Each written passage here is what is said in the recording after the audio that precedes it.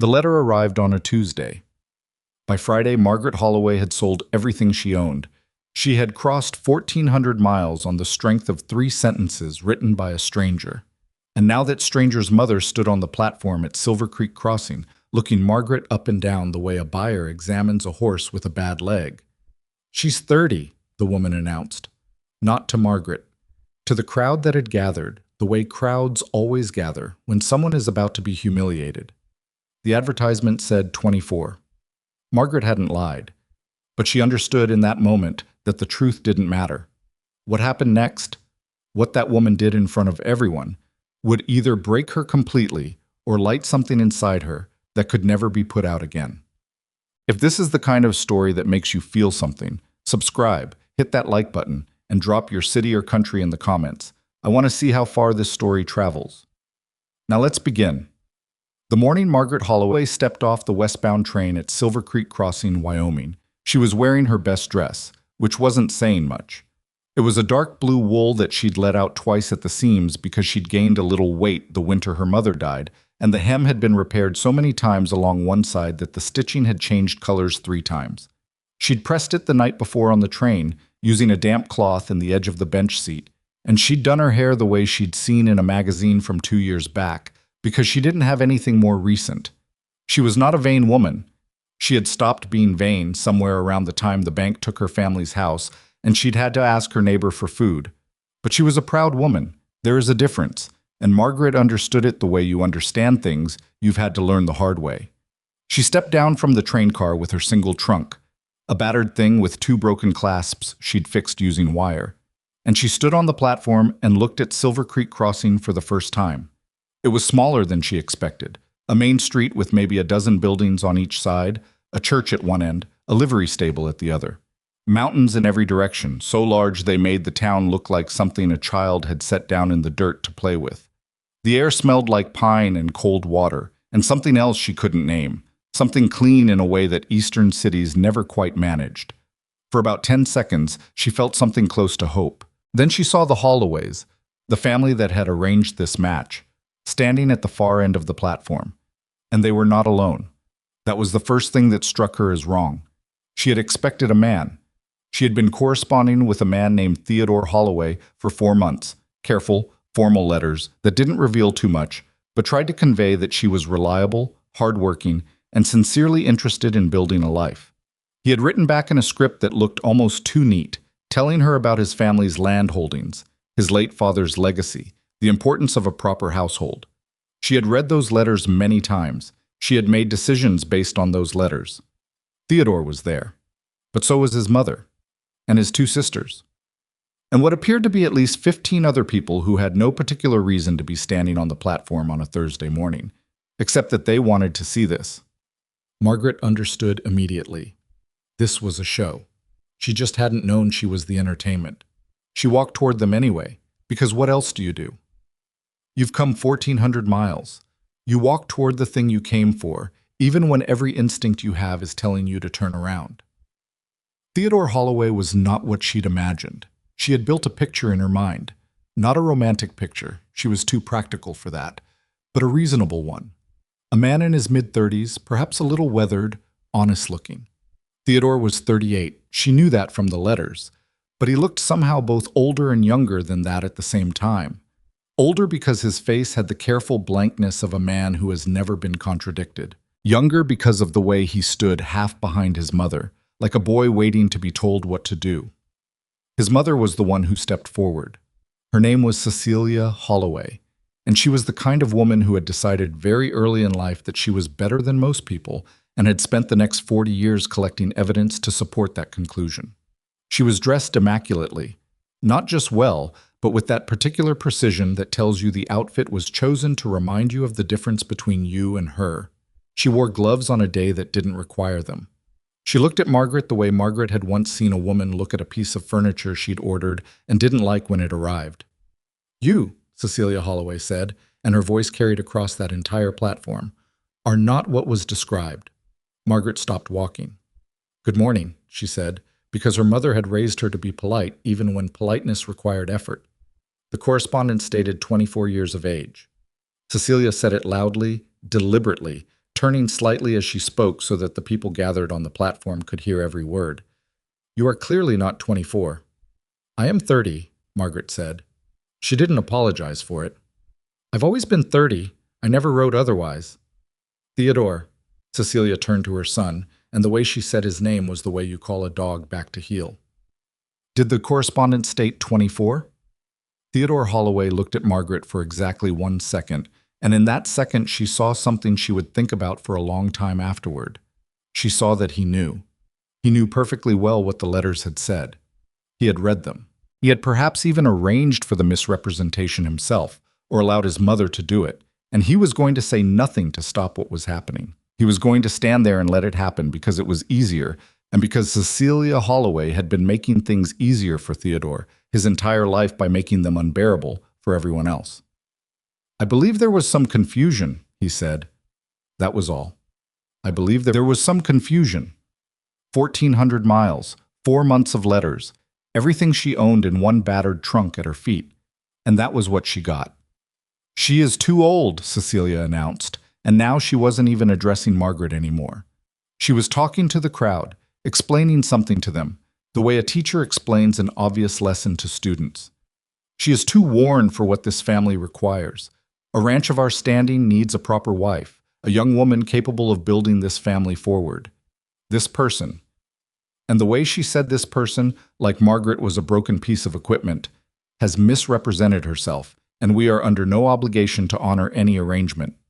There was a murmur in the crowd, the kind of murmur that could go either way, toward sympathy or toward agreement. And Margaret watched it settle, watched people's faces decide, and one by one they settled into the easier thing, which was to look away or to nod. She stood perfectly still.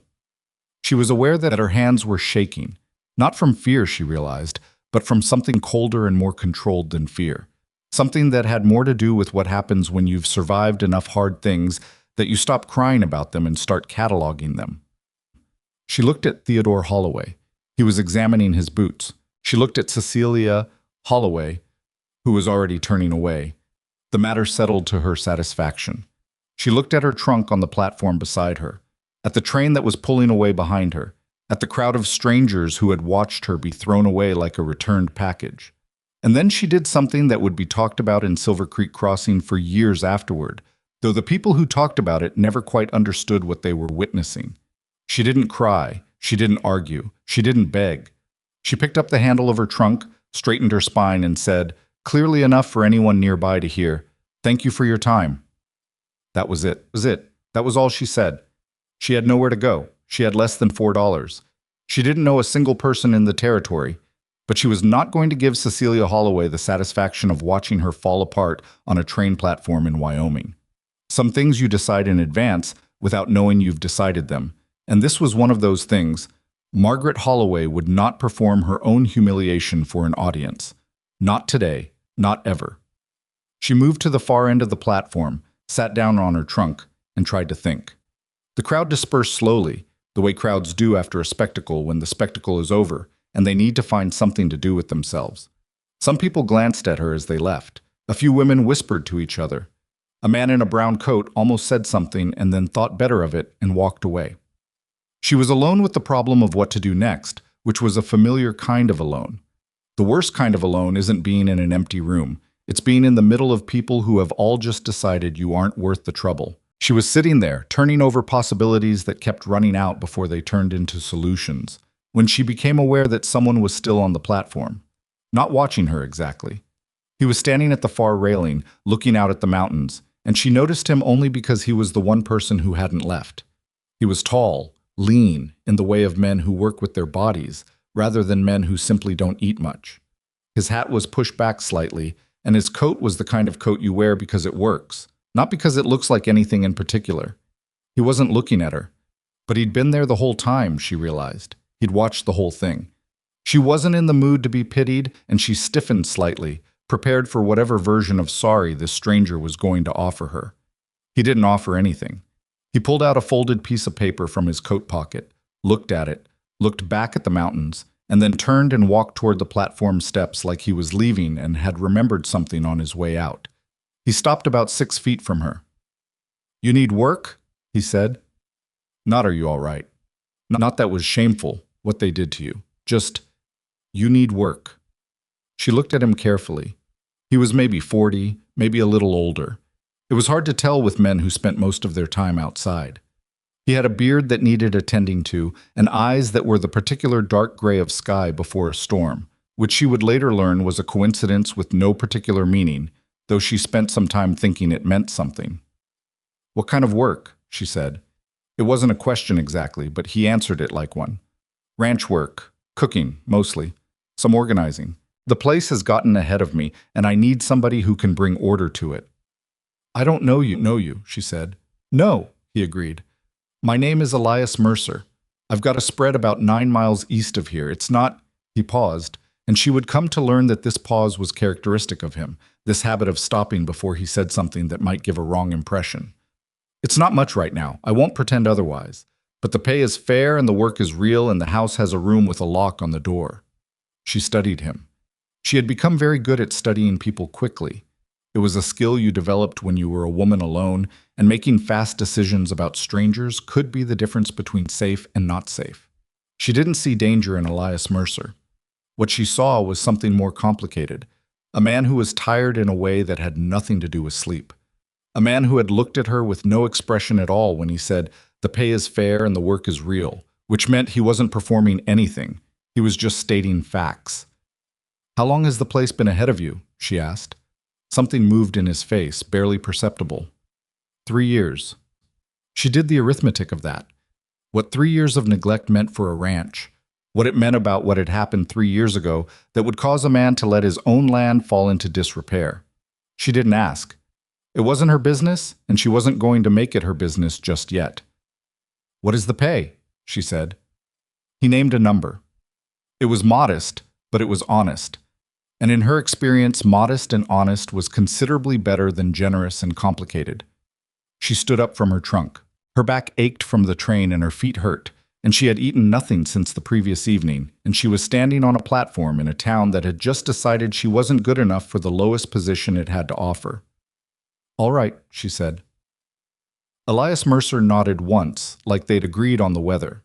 He picked up one end of her trunk without being asked, and they walked down the platform steps and toward the street, and Margaret Holloway left Silver Creek Crossing the same way she'd arrived in it, carrying everything she owned, headed somewhere she'd never been, on the word of someone she didn't yet trust.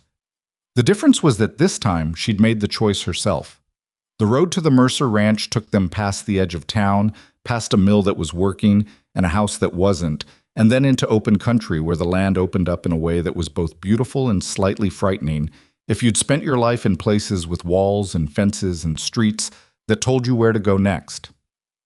Elias drove a wagon with the economy of motion of a man who has done the same thing so many times they require no thought. He didn't talk much, which she appreciated. She didn't want conversation. She wanted to look at this place she'd ended up and try to understand what she'd agreed to. After a while, he said, without looking at her, "You didn't write 24. "No," she said, "I didn't." Theodore Holloway's 22 years old. She looked at him. The letter said 38. His father was 38. Theodore was writing under his father's name. Old Man Holloway died in January. The son took over the correspondence without telling anyone what had happened. He said this flatly, without drama, like he was telling her about a fence that needed mending. Cecilia thought she could run off whoever showed up, and then find someone more suitable on her own terms. "You weren't the first. You were just the first one who didn't cry." Margaret sat with that for a moment. "You knew this before you talked to me," she said. "I knew some of it. And you offered me work anyway." "I offered you work because I need someone who can do the work," he said. "The rest of it isn't my business." She looked back at the road ahead of them. The mountains were closer now, immense and indifferent, and the sky above them was the particular brilliant blue that she would later come to associate with Wyoming in October, a blue that had no equivalent anywhere she'd been before. She was 30 years old, broke, in a territory she'd never been to, working for a man she'd known for 45 minutes, on her way to a ranch that its own owner admitted was in bad shape. She had made worse decisions, fewer of them, but worse ones. "What happened 3 years ago?" she said. Not a question, just leaving the space open in case he wanted to fill it. He didn't fill it right away. The wagon wheels turned over rocky ground, and somewhere a hawk was working a thermal over the ridgeline, and the silence between them was the kind that has texture to it. "My wife died," he said finally, "and my daughter." Margaret didn't say she was sorry. She'd been on the receiving end of those words too many times to believe they meant much. What she said was nothing, which was the appropriate thing, and Elias Mercer seemed to understand that she understood. They drove the rest of the way in silence, and when the ranch finally came into view, the main house leaning slightly to one side, a barn with a door that hung wrong, fields that had gone back to rough grass and weeds, Margaret looked at all of it and felt something she hadn't expected to feel. She felt like she recognized it, not the place. She'd never seen this place, but the specific character of it, the way a thing looks when it has been abandoned by someone who is still living in it, when the neglect is not from carelessness, but from grief so heavy it weighs down even the physical world around the person carrying it. She had seen that before. She had felt it herself, in her mother's house. In the year after her mother died, when she'd let the garden go and the porch roof had started to sag, and she'd just looked at it every morning and thought she'd get to it.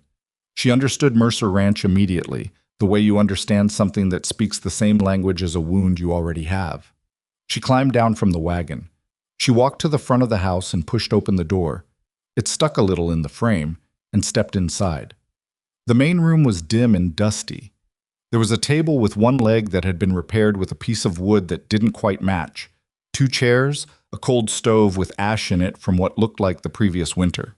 There were curtains on the window that had once been a light color and were now indeterminate from age and sun. Against the far wall, there was a shelf with a few books and a small portrait, a woman and a child, that Elias must have painted into the wallpaper of his daily grief. Margaret stood in the middle of that room for a long moment. Then she set down her bag, found the broom that was leaning in the corner, and started to sweep. Elias appeared in the doorway behind her. He watched her for a moment. "You don't have to start today," he said. "I know," she said. She kept sweeping. She swept the whole main room that first evening, and then she found a rag and wiped down the table, and then she located the woodpile behind the house and brought in enough to start a fire in the stove. Elias watched her do all of this without offering to help, and without getting in the way, which she later decided was a kind of respect, even if it hadn't looked like one at the time. She made a simple supper from what was in the kitchen, dried beans that had been there long enough she couldn't guess how long, some salt pork, cornbread from a bag of meal that was still good. It wasn't much. It wasn't meant to be much. It was meant to be hot and filling, which it was. Elias sat at the table and ate without comment, and when he was done he said, "That's better than I've had in a while." And she understood from the way he said it that this was as close to high praise as the man was likely to get. She cleaned up, found the room with the lock on the door.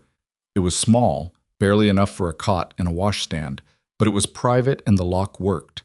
And she sat on the edge of the cot and allowed herself exactly 5 minutes to feel the full weight of the day. The humiliation on the platform. Cecilia Holloway's voice carrying across that crowd. Theodore examining his boots. The peculiar mercy of a stranger offering work when work was the only thing she needed.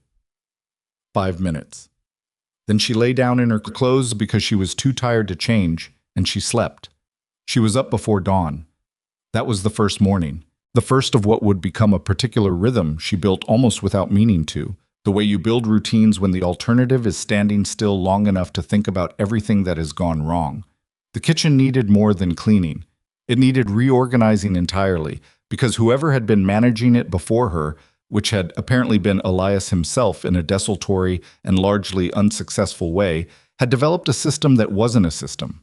Things were stored based on proximity to wherever they'd been set down, which meant the coffee was near the back door and the salt was in a drawer with nails in it, and she found 3 different half-empty sacks of cornmeal in 3 different places, which told her more about the interior state of this household than any conversation would have. She combined the cornmeal. She moved the coffee. She made a separate place for tools, which she relocated to the workbench she found in the lean-to attached to the side of the house, and she felt the small satisfaction of a problem solved, which was the only kind of satisfaction available to her right now, and she was going to take it. Elias came in from his morning chores and stopped in the doorway of the kitchen, looking at the rearrangement. "I moved things," she said, in case he hadn't noticed, which he clearly had. I can see that. If you want them back where they were, tell me. He considered the kitchen for a moment, the way a man considers something he hasn't really looked at in a long time. No, he said. This is better. Over the next week, she discovered the full extent of what 3 years of diminishing effort had done to the ranch. It was not a small list. The main house had a window in the back bedroom with a broken pane that had been covered with oilcloth, which kept out some of the cold and all of the light. 2 of the porch steps were soft in the middle, which was the preliminary stage before they went through entirely. The smokehouse had a latch that didn't catch, so the door swung open in wind, which meant anything stored inside was periodically exposed to whatever weather and wildlife felt like investigating. The fencing along the north pasture had gaps in it, which was why, she eventually understood, the cattle tended to drift in unpredictable directions. There were 7 head, she counted them herself, walking the pasture one afternoon, when the property records Elias showed her indicated there should be closer to 22. The difference represented 3 years of slow losses to weather, predators, and the particular entropy that sets in when a man stops paying close enough attention. She didn't say any of this to Elias directly, at first. She observed, and she made notes in a small book she'd carried with her from back east, and she thought about what could be fixed quickly and what would need time and money, and which category each problem fell into largely determined whether it was her business or his. But the window she fixed herself. She found a piece of glass in a box in the barn. She had spent considerable time in that barn, learning its geography. That was nearly the right size, and she trimmed it with a glass cutter she discovered on the same shelf. And she glazed it in using putty she made from linseed oil and whiting chalk, which she'd learned from watching her father do it when she was 10 years old and had never had occasion to use since. Elias came in from the south field to find her up on a chair in the back bedroom, pressing the glass into the frame. "Where did you learn to do that?" he said. "My father," she said without turning around. "Hold this."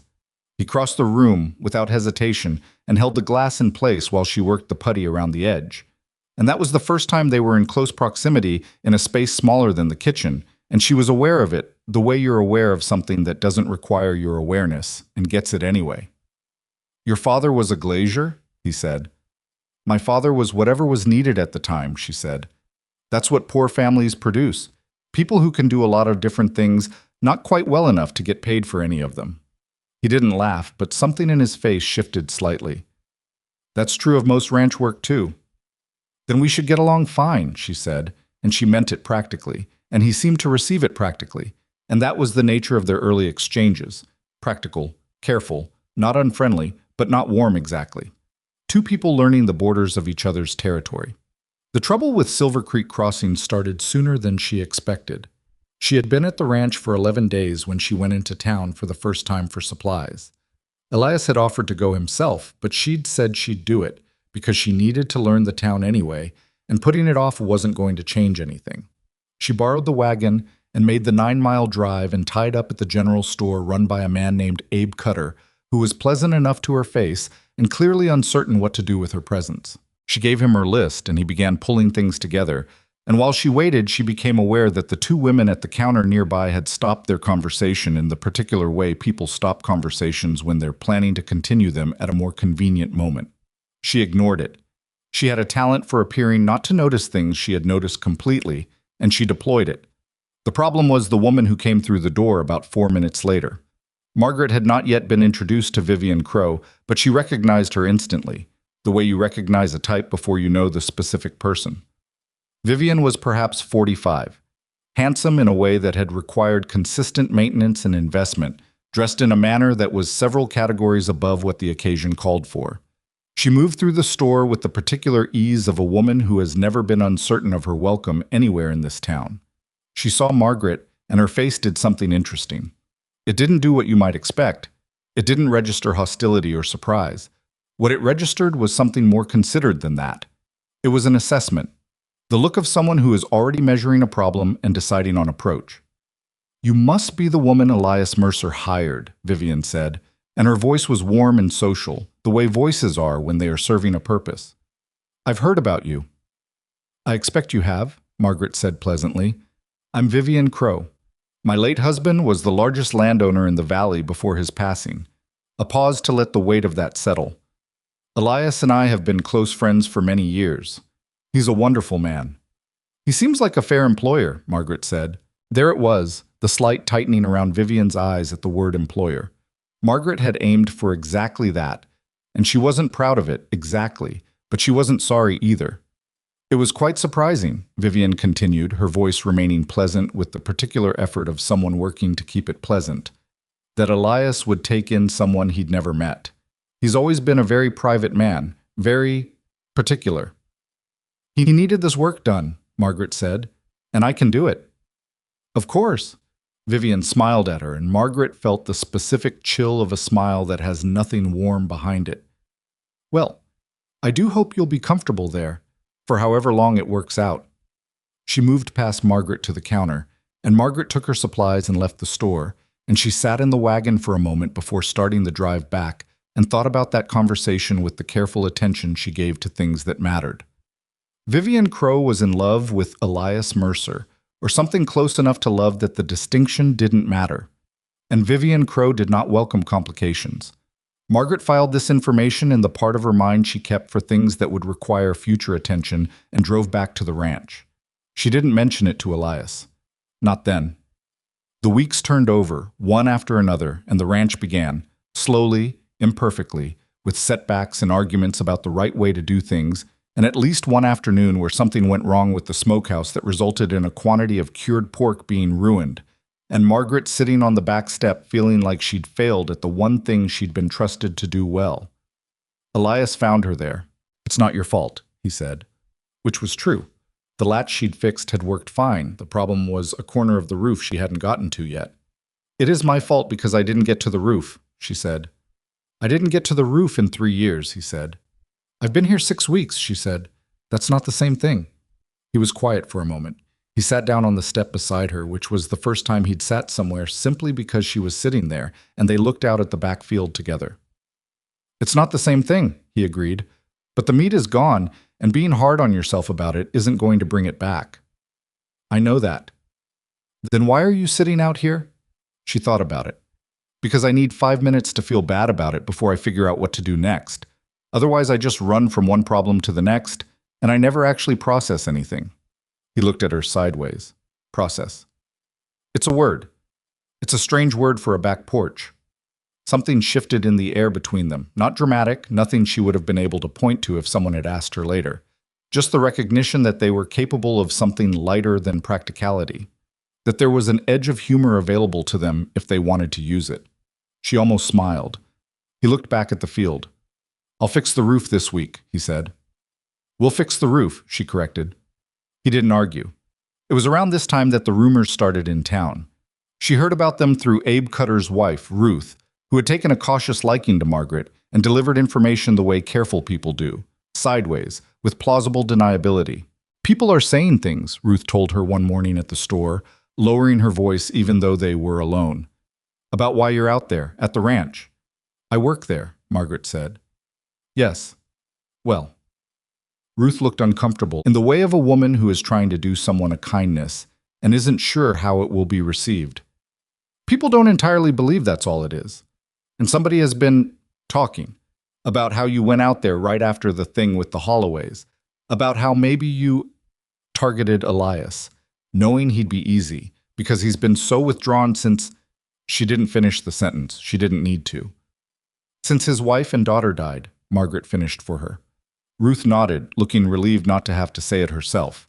Margaret paid for her flour and her thread, and she said, "Thank you, Ruth," in a tone that meant she understood the information was a gift, and she drove back to the ranch with that particular cold feeling in her chest that comes not from being hurt, but from understanding that something has been set in motion that you didn't start and cannot entirely control. She told Elias that evening. They had developed a habit of sitting in the main room after supper, her mending or reading, him working on accounts or repairing something small, and she told him plainly and without embellishment what Ruth had said. He was quiet for longer than usual. "Vivian," he said. It wasn't a question, but she answered it anyway. "I think so, yes." He set down the hinge he'd been working with. He looked at the table for a while. She's had ideas about things. Since Clara died. About what should happen with the ranch. With me. He said it flatly, without vanity, because it wasn't about vanity. I've tried to be clear about where I stand. How clear? Margaret asked, because the answer mattered. Clear enough, he said. I thought. She absorbed this. There was a version of this conversation where she said something reassuring and they moved on and the subject was closed. And there was another version where she said what she actually thought. She said what she actually thought. Clear isn't always enough with people who have decided what they want, she said. I've had occasion to learn that. The wanting doesn't go away just because the door is closed. Sometimes it just finds a different angle. He looked at her. Is that from experience? Everything I know is from experience, she said. I didn't get a formal education in much of anything. He picked up the hinge again. Neither did I. A beat. We should probably be careful about this, she said. I know, he said. Neither of them said what careful meant specifically, and that ambiguity lived in the room with them like a third person for a while after. The first time she met Vivian Crow in a social setting was at a gathering held at the Pattersons' house, a family with a farm about 4 miles from the Mercer property.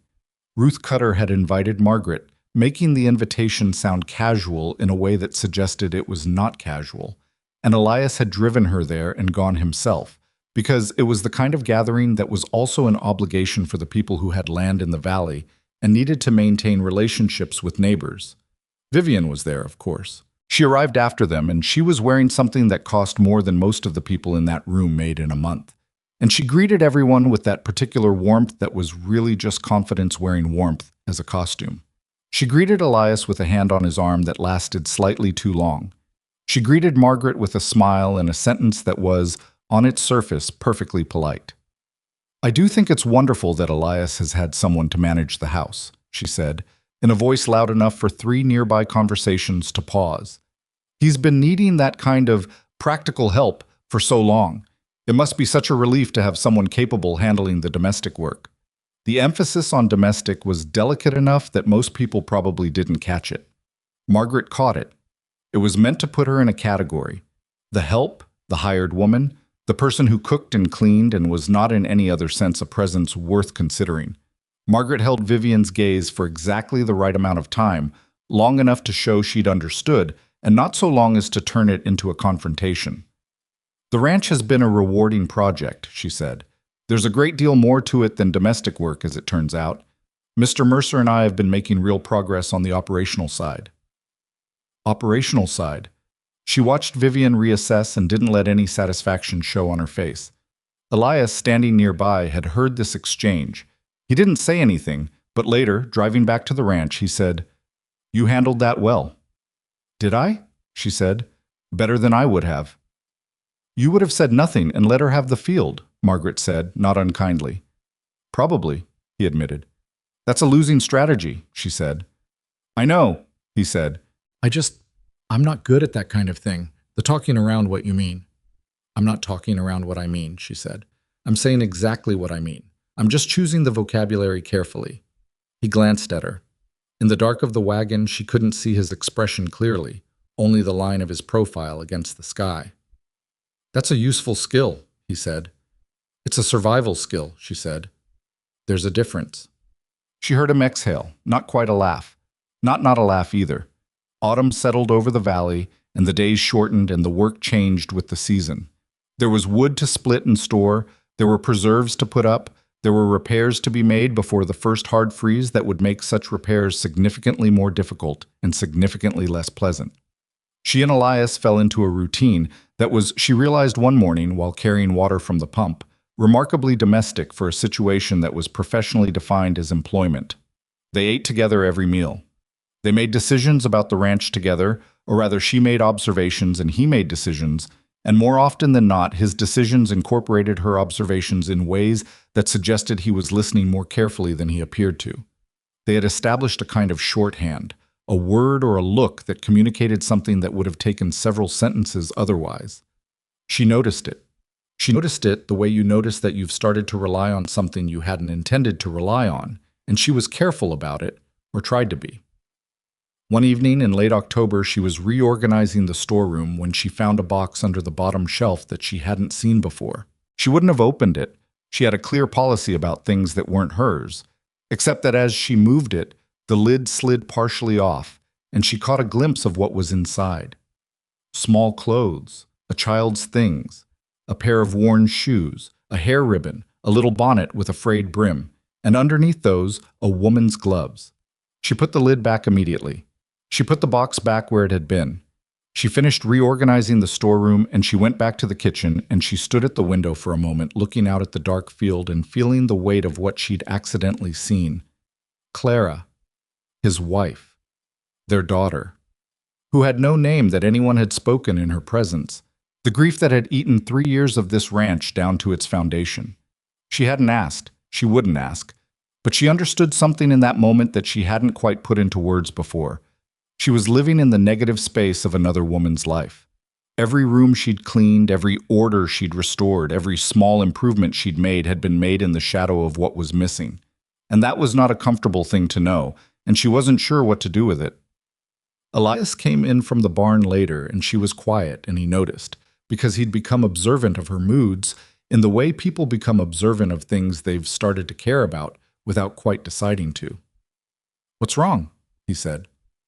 "Nothing," she said. He looked at her. He had the particular patience of a man who has learned that the first answer is rarely the whole answer. "I found a box in the storeroom," she said. "I didn't mean to. The lid slipped." He was still for a moment. "Ah."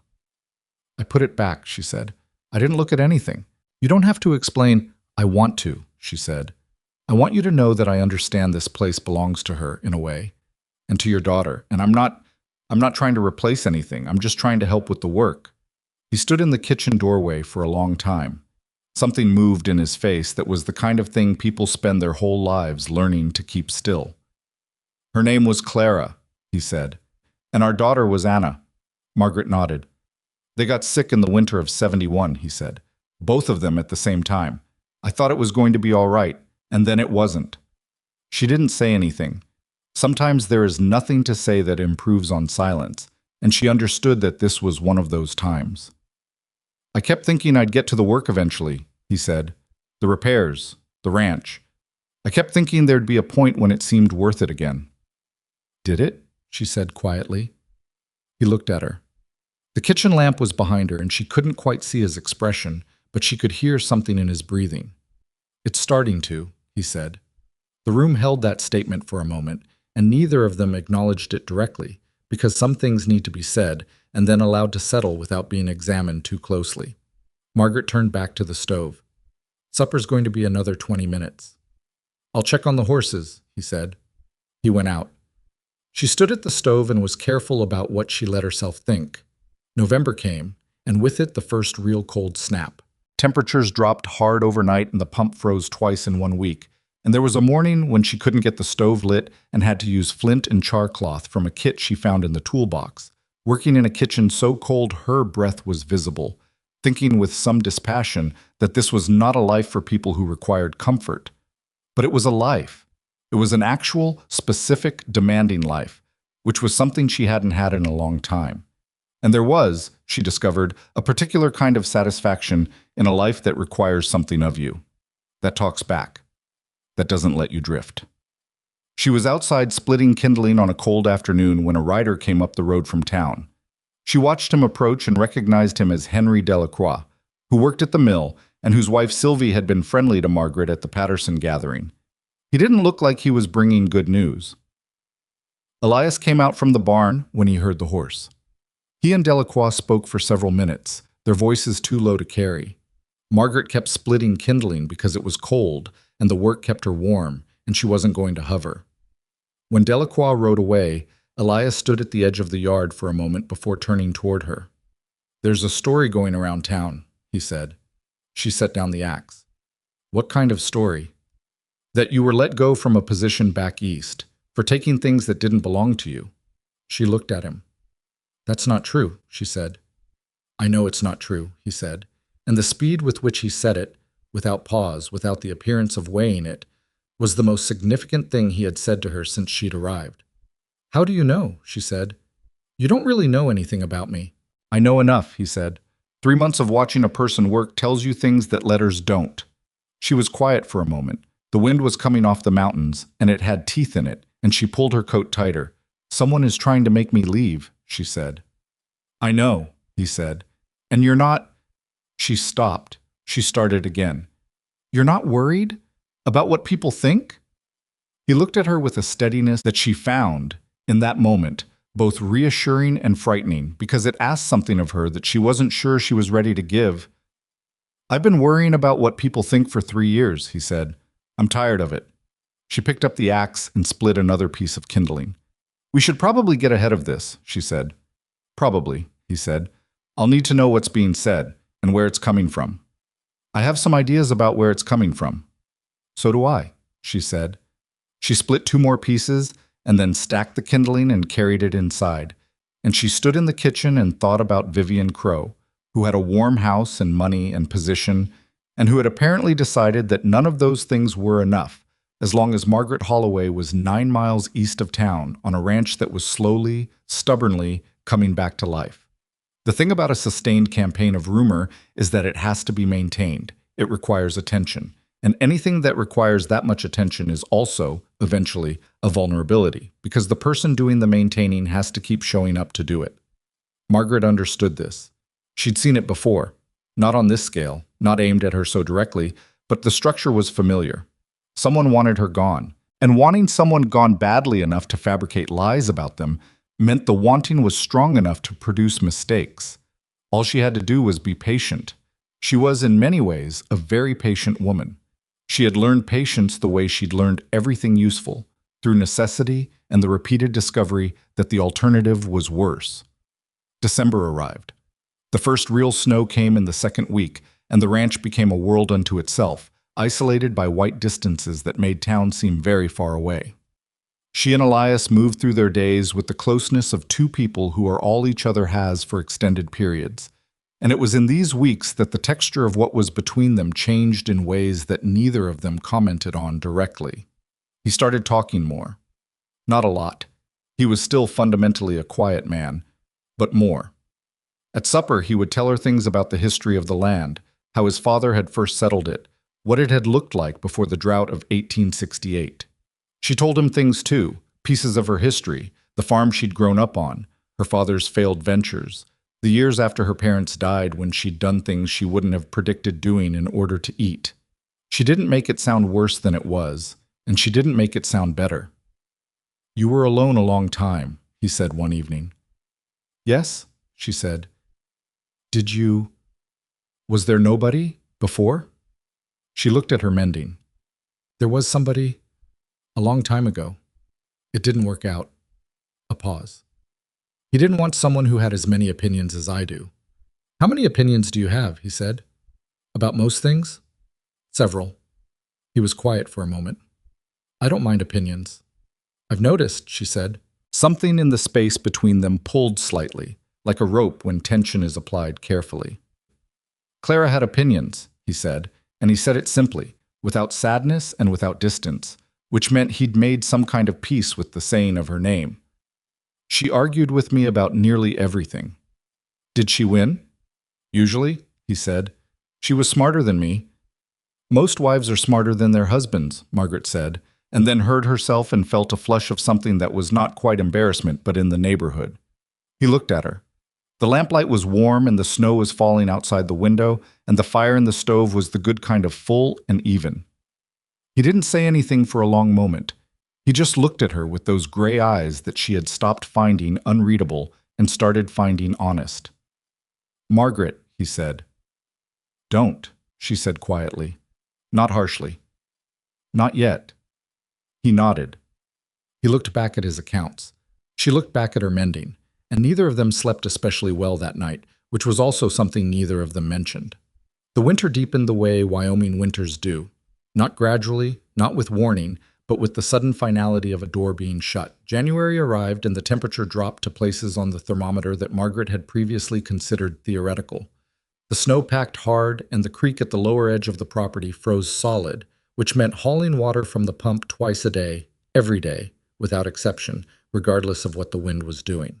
She had stopped thinking of this as hardship approximately 3 weeks into winter. Simply the work. There was always the work, and the work kept you from having too much time to think about the things you were better off not thinking about. The not thinking took considerable effort, because what had almost happened in the main room on that snowy December evening, the moment she had deflected with a quiet "not yet," had not gone away. It had settled into the atmosphere of the ranch the way smoke settles into fabric, present without being visible, impossible to ignore once you knew it was there. Elias had not pushed. She respected that, and she also found it, in the particular private honesty of her own mind, slightly maddening. She had told herself she needed time and space, and that rushing into something when her circumstances were still uncertain was the kind of mistake she could not afford, and all of that was true. And none of it made the situation easier to live inside. She managed it by working. More than was strictly necessary, perhaps. The storeroom got reorganized twice. She mended everything in the house that had a tear in it, and then started on the things that had worn thin but hadn't torn yet. She made a systematic inspection of every door and window in the house and eliminated 8 distinct drafts using rags, putty, and sheer stubbornness. Elias said nothing about any of this. He worked his own hours, which were long, and they met at meals and in the evenings, and the conversation was ordinary and careful and completely unlike ordinary. The second week of January, a letter arrived from Silver Creek Crossing. It came with the supply rider who made the trip out to the more isolated properties every 2 weeks in winter, and the rider handed it to Elias. But it was addressed to Margaret, and Elias handed it to her without comment. She didn't recognize the handwriting. She opened it at the kitchen table while Elias was outside. It was from Theodore Holloway. She read it twice. Then she set it down and looked at the window for a moment and thought about what it meant that she'd been found. The letter was 3 paragraphs. The first paragraph was an apology of sorts. The careful, hedged kind of apology that isn't really an apology, but is trying to create the impression of one without admitting specific fault. He was sorry for how things had gone at the platform. His mother had been strong in her opinions. He hoped Margaret understood that the situation had been complicated. The second paragraph was where it got interesting. He had heard, he wrote, that she was working at the Mercer property. He was concerned, only concerned, he said, as someone with some responsibility for her situation, that she might be in a position that was not entirely appropriate for a woman of her standing. The third paragraph asked, in language that was both elaborate and evasive, whether she would consider meeting with him to discuss alternatives. She sat with the letter and she thought about Theodore Holloway, 22 years old and constitutionally unable to say a direct thing, standing behind his mother on that platform while she performed Margaret's public rejection. She thought about what alternatives might mean from a man like that. She thought, he wants something. The question is what? When Elias came back inside, she handed him the letter without preamble. He read it. His face did what his face did when he was working through something. Very still, with a kind of controlled attention that she had come to recognize as the outward sign of an inward reckoning. He wants to see you, Elias said. I want something, she corrected. He just hasn't said what yet. Are you going to reply? She considered this. I think I should. Not because I'm interested in anything Theodore Holloway has to offer, but because I'd like to know what he's after. People who send letters like this usually have a reason. Elias handed the letter back. He poured himself coffee, the way he poured coffee when he needed something to do with his hands while he thought. You think it's connected to Vivian, don't you? He turned the cup in his hands. Theodore's mother and Vivian Crow have been close for years. Emily Holloway does whatever Vivian suggests, generally speaking. Theodore does whatever his mother suggests. So the message is from Vivian, Margaret said, just using a different envelope. What would she want from you specifically? She wants me to leave, Margaret said. She has from the beginning. This is a new approach. Maybe the rumors aren't working fast enough. She paused. Or maybe she's getting nervous. Nervous about what? She looked at him. He looked back at her. And the thing that lived in the room between them shifted slightly, acknowledged without being stated. About what's happening here, she said carefully. He was quiet for a long moment. He set the cup down and he said, I'm not going to pretend I don't know what you mean. I know, she said, and I'm not going to apologize for it. I'm not asking you to, she said. The kitchen held that between them for a moment. Outside, the wind moved across the roof in the low, continuous way it had in winter, and the stove ticked. I'll write back, she said. I'll agree to meet him. In town, in public, where whatever he says has to be said in front of witnesses. She began clearing the breakfast things, and then we'll see what Vivian Crow is actually worried about. She wrote the reply that afternoon.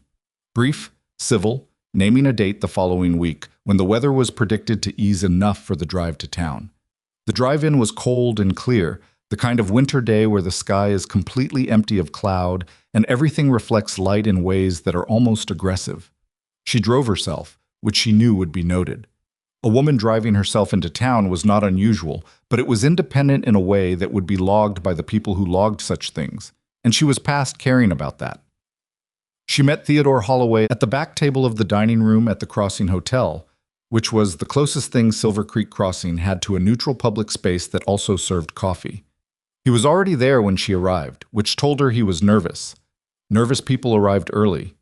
He looked younger than she'd remembered from the platform. Or perhaps she was remembering the situation more than the person. The humiliation had been so large that it had made him seem larger in memory. "Miss Holloway," he said, and then caught himself. "I'm sorry. I don't know what to call you." "Miss Holloway is fine," she said. "It's my name." She sat down across from him and a girl brought coffee without being asked, which meant this was a planned meeting someone had prepared for. Theodore folded and unfolded his hands on the table. She waited. "I wanted to say again how sorry I am about what happened," he said, "when you arrived. Mother was very certain, and she's not easy to—" "I'm not here about the platform," she said, not unkindly, but directly. "That's done. What did you want to tell me, Theodore?" He blinked at the use of his given name. Then something in his posture shifted slightly. Not relaxed exactly, but recalibrated. "There are people worried about you," he said, "out there at Mercer's." "Worried how?" "About the arrangement. A woman alone on a ranch with a man. People talk." "People have been talking since I arrived," she said. "You'll need to be more specific." He looked at his coffee cup. "Mrs. Crow has been saying, she's been very concerned that Elias may not be, that his judgment may not be sound, after everything he's been through, that someone might take advantage." There it was. She'd been waiting for the word take advantage, and there it was. "Someone being me," she said. "I'm not saying that.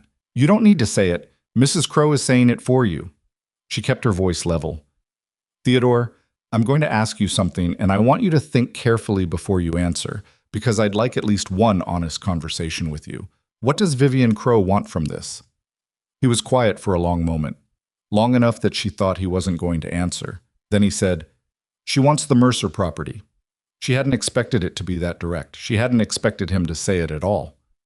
"Not just Elias," he said, and now he was talking to the table, not to her. "The land. My father, before he died, he had some arrangement with Elias about grazing rights on the north boundary. Elias never signed the final papers. And Vivian, she's been trying to get that land one way or another for 2 years. She thought if Elias, if he were to remarry, to her, the property question would resolve itself." Margaret sat with this. "And instead he hired me," she said. "And instead," he agreed quietly, "the ranch started working again." She looked at him. He was a weak man. She had decided that on the platform and she was standing by it. But weak didn't mean stupid, and it didn't mean entirely without conscience. He was telling her this at some risk to himself because Vivian Crow had a long reach in this valley, and Theodore Holloway needed people with long reaches to stay on his side. "Why are you telling me this?" she said. He looked up. "Because what she did to you on the platform wasn't right," he said. "And what she's doing now isn't right either. And I'm tired of going along with things that aren't right." She thought about the version of herself that would have found this touching. It was possible that version still existed somewhere in her, but she kept it separate from the version that had to make decisions. "I appreciate you saying that," she said, "and I want you to know I'll do my best not to use what you've told me in any way that comes back to you, but I'm going to tell Elias. He needs to know."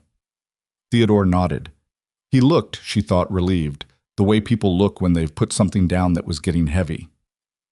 She drove home in the cold, clear afternoon, and she told Elias everything, sitting at the kitchen table with coffee going cold between them while she laid it out.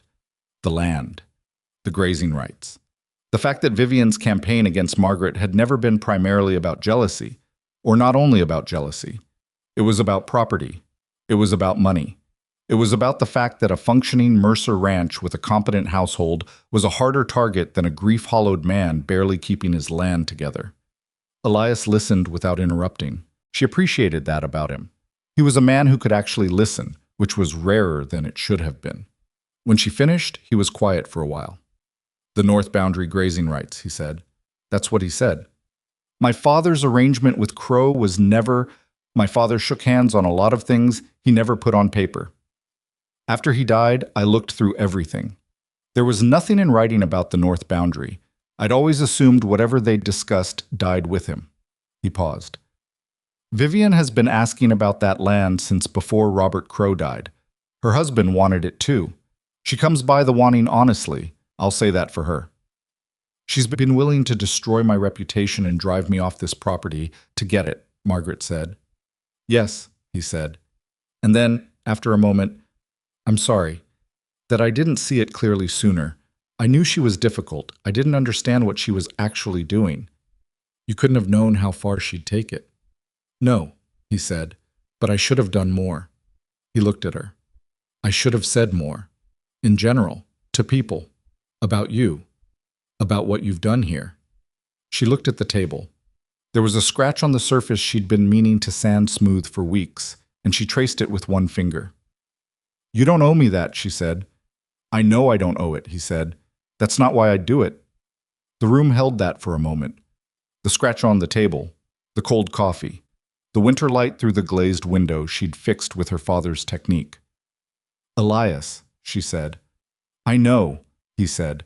"I know the timing is— I know there are complications. That's not what I was going to say." He looked at her. She made herself look back at him, which required something. "I was going to say that I think I've been using the complications as an excuse, because the complications are real, but they're not the whole truth." He didn't move. He was very still the way he got when something mattered. "The whole truth," she said, "is that I'm afraid." She kept her voice steady because she needed to finish the sentence. "I've been on my own for a long time, and the last time I tried to rely on someone, they stood on a platform and let their mother send me back." "I'm not Theodore Holloway," he said. "No," she said. "I know that. That's the other part of the truth." Outside the window, a gust of wind moved through the bare trees at the edge of the yard. The branches clattered against each other in the particular winter sound that is both lonely and not lonely, depending on whether you are inside or outside. They sat with what had been said and didn't say anything more, and that was enough for now. 2 days later, Vivian Crow came to the ranch. Margaret was in the yard when she arrived, splitting wood again because there was always wood to split, and she looked up to see a buggy coming up the road at a pace that suggested the driver was not in the mood to be leisurely about anything. Vivian stepped down from the buggy before it had fully stopped. She was dressed for social visiting, coat, gloves, hat, but the set of her face was nothing like a social visit. "I'd like to speak with Mr. Mercer," she said. "He's in the south field," Margaret said. She set down the axe. "I can get him if it's urgent." "It is," Vivian said. She went and got him.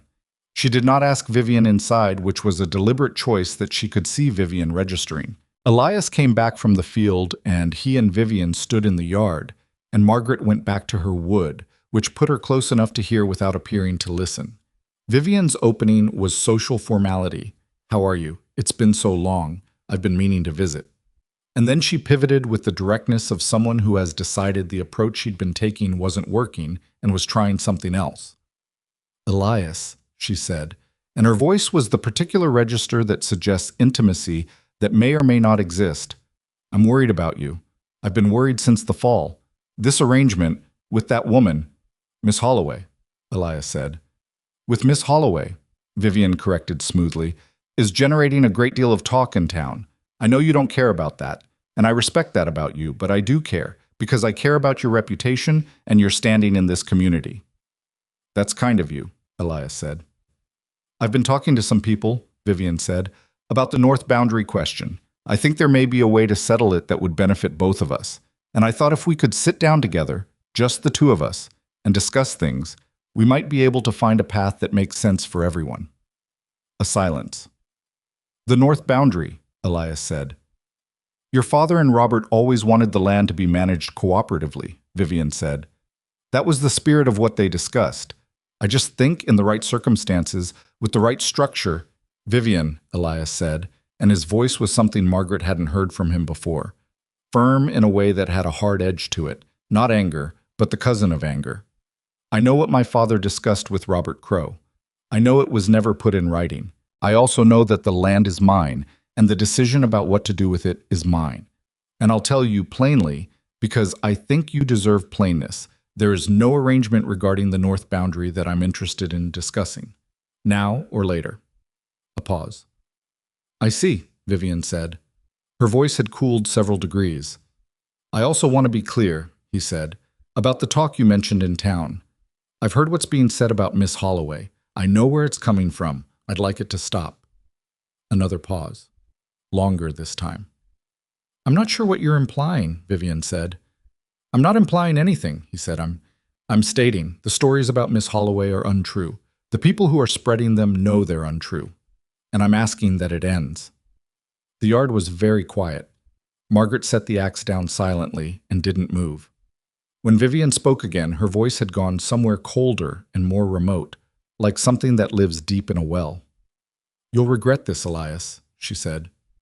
Maybe, he said, but I'd regret the alternative more. The sound of Vivian's buggy retreating down the road toward town was one of the more satisfying sounds Margaret had heard in recent memory. She didn't let herself show it, but she felt it. Elias came back toward the yard. He looked at her for a moment.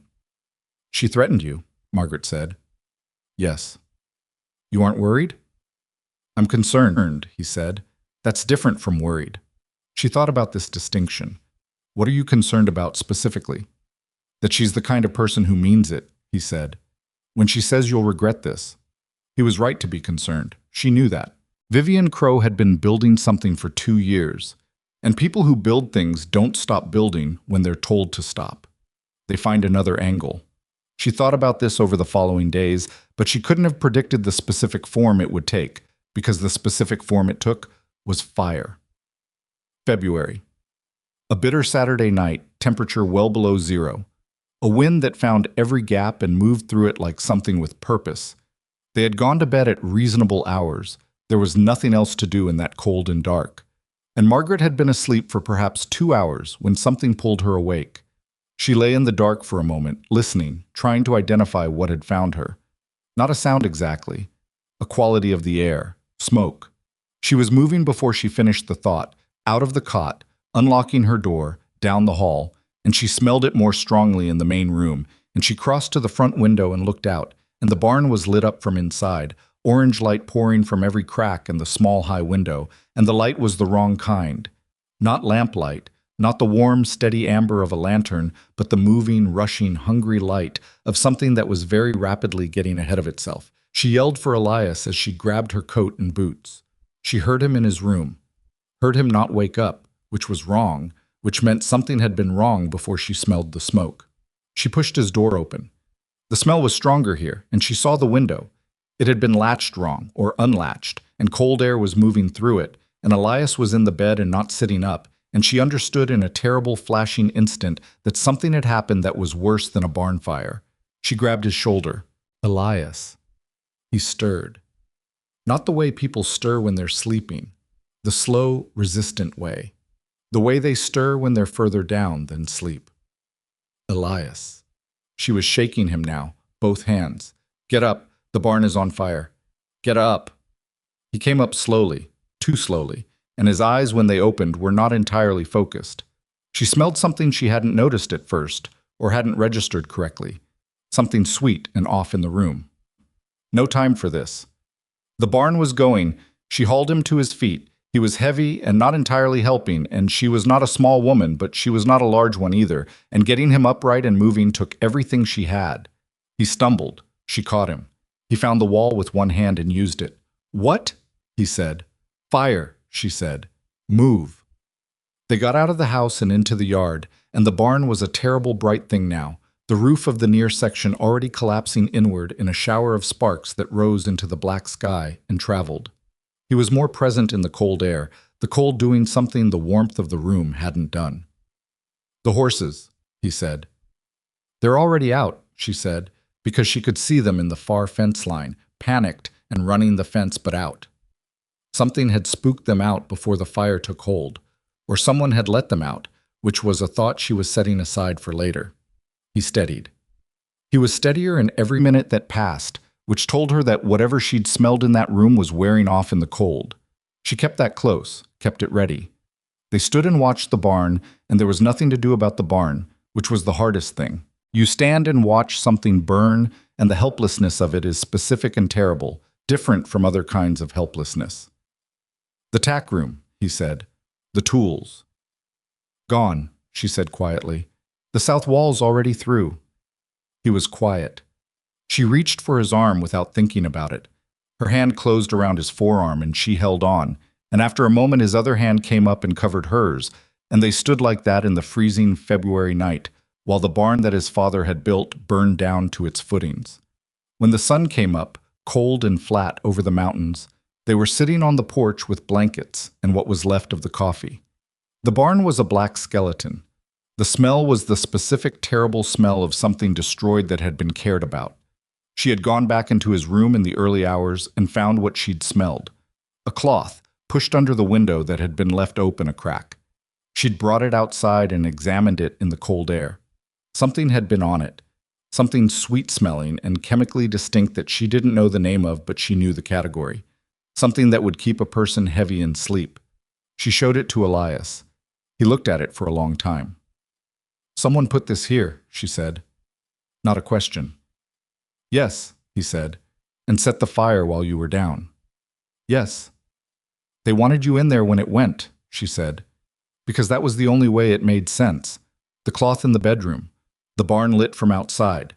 Someone who knew which building Elias was most likely to run to if there was a fire, who wanted to make sure he didn't wake up in time to be in a position to run anywhere." Elias looked at the barn's remains. His face was doing the controlled thing, the thing she'd learned to read as grief wearing a practical mask. "This wasn't about the rumors anymore," she said. "No," he said. "Someone tried to kill you." He looked at her. "Maybe." "Not maybe," she said. He didn't argue. She saw him absorb it, the full weight of what she was saying, what it meant about who they were dealing with. "We need to go to town," she said. "Yes." "We need to talk to someone with authority, the sheriff." "Amos Webb has been sheriff here for 12 years, Elias said. "He and Robert Crow were friends." She heard what he was saying under what he was saying. "Then we need witnesses first," she said, "before we go to Webb. We need people who can speak to what's been happening, all of it, the rumors, the letter from Theodore, all of it." He looked at her. "You've been thinking about this." "I've been thinking about it since the day I met Vivian Crow in the general store," she said. "I just didn't know it would get this far." He was quiet for a moment. "I need to tell you something," he said. She waited. "What I said to Vivian in the yard," he said, "about regretting the alternative. I meant that in more than one way." The morning light was cold and flat, and the burned barn was in front of them, and she had ash on her coat from the night before, and her eyes were raw from smoke and exhaustion, and she was 30 years old, and she had nowhere else to go, and she did not want anywhere else to go, and she was terrified of all of it. "I know you meant it," she said. "That's not the same as you feeling the same," he said. "No," she agreed. "It's not the same." She looked out at the black skeleton of the barn, at the horses moving quietly in the fence line now, the panic of the night burned off into the ordinary cold morning. "But it's not the same either." He waited. He was good at waiting, which was one of the things she had come to understand was not a passive quality in him, but an active one, a form of respect.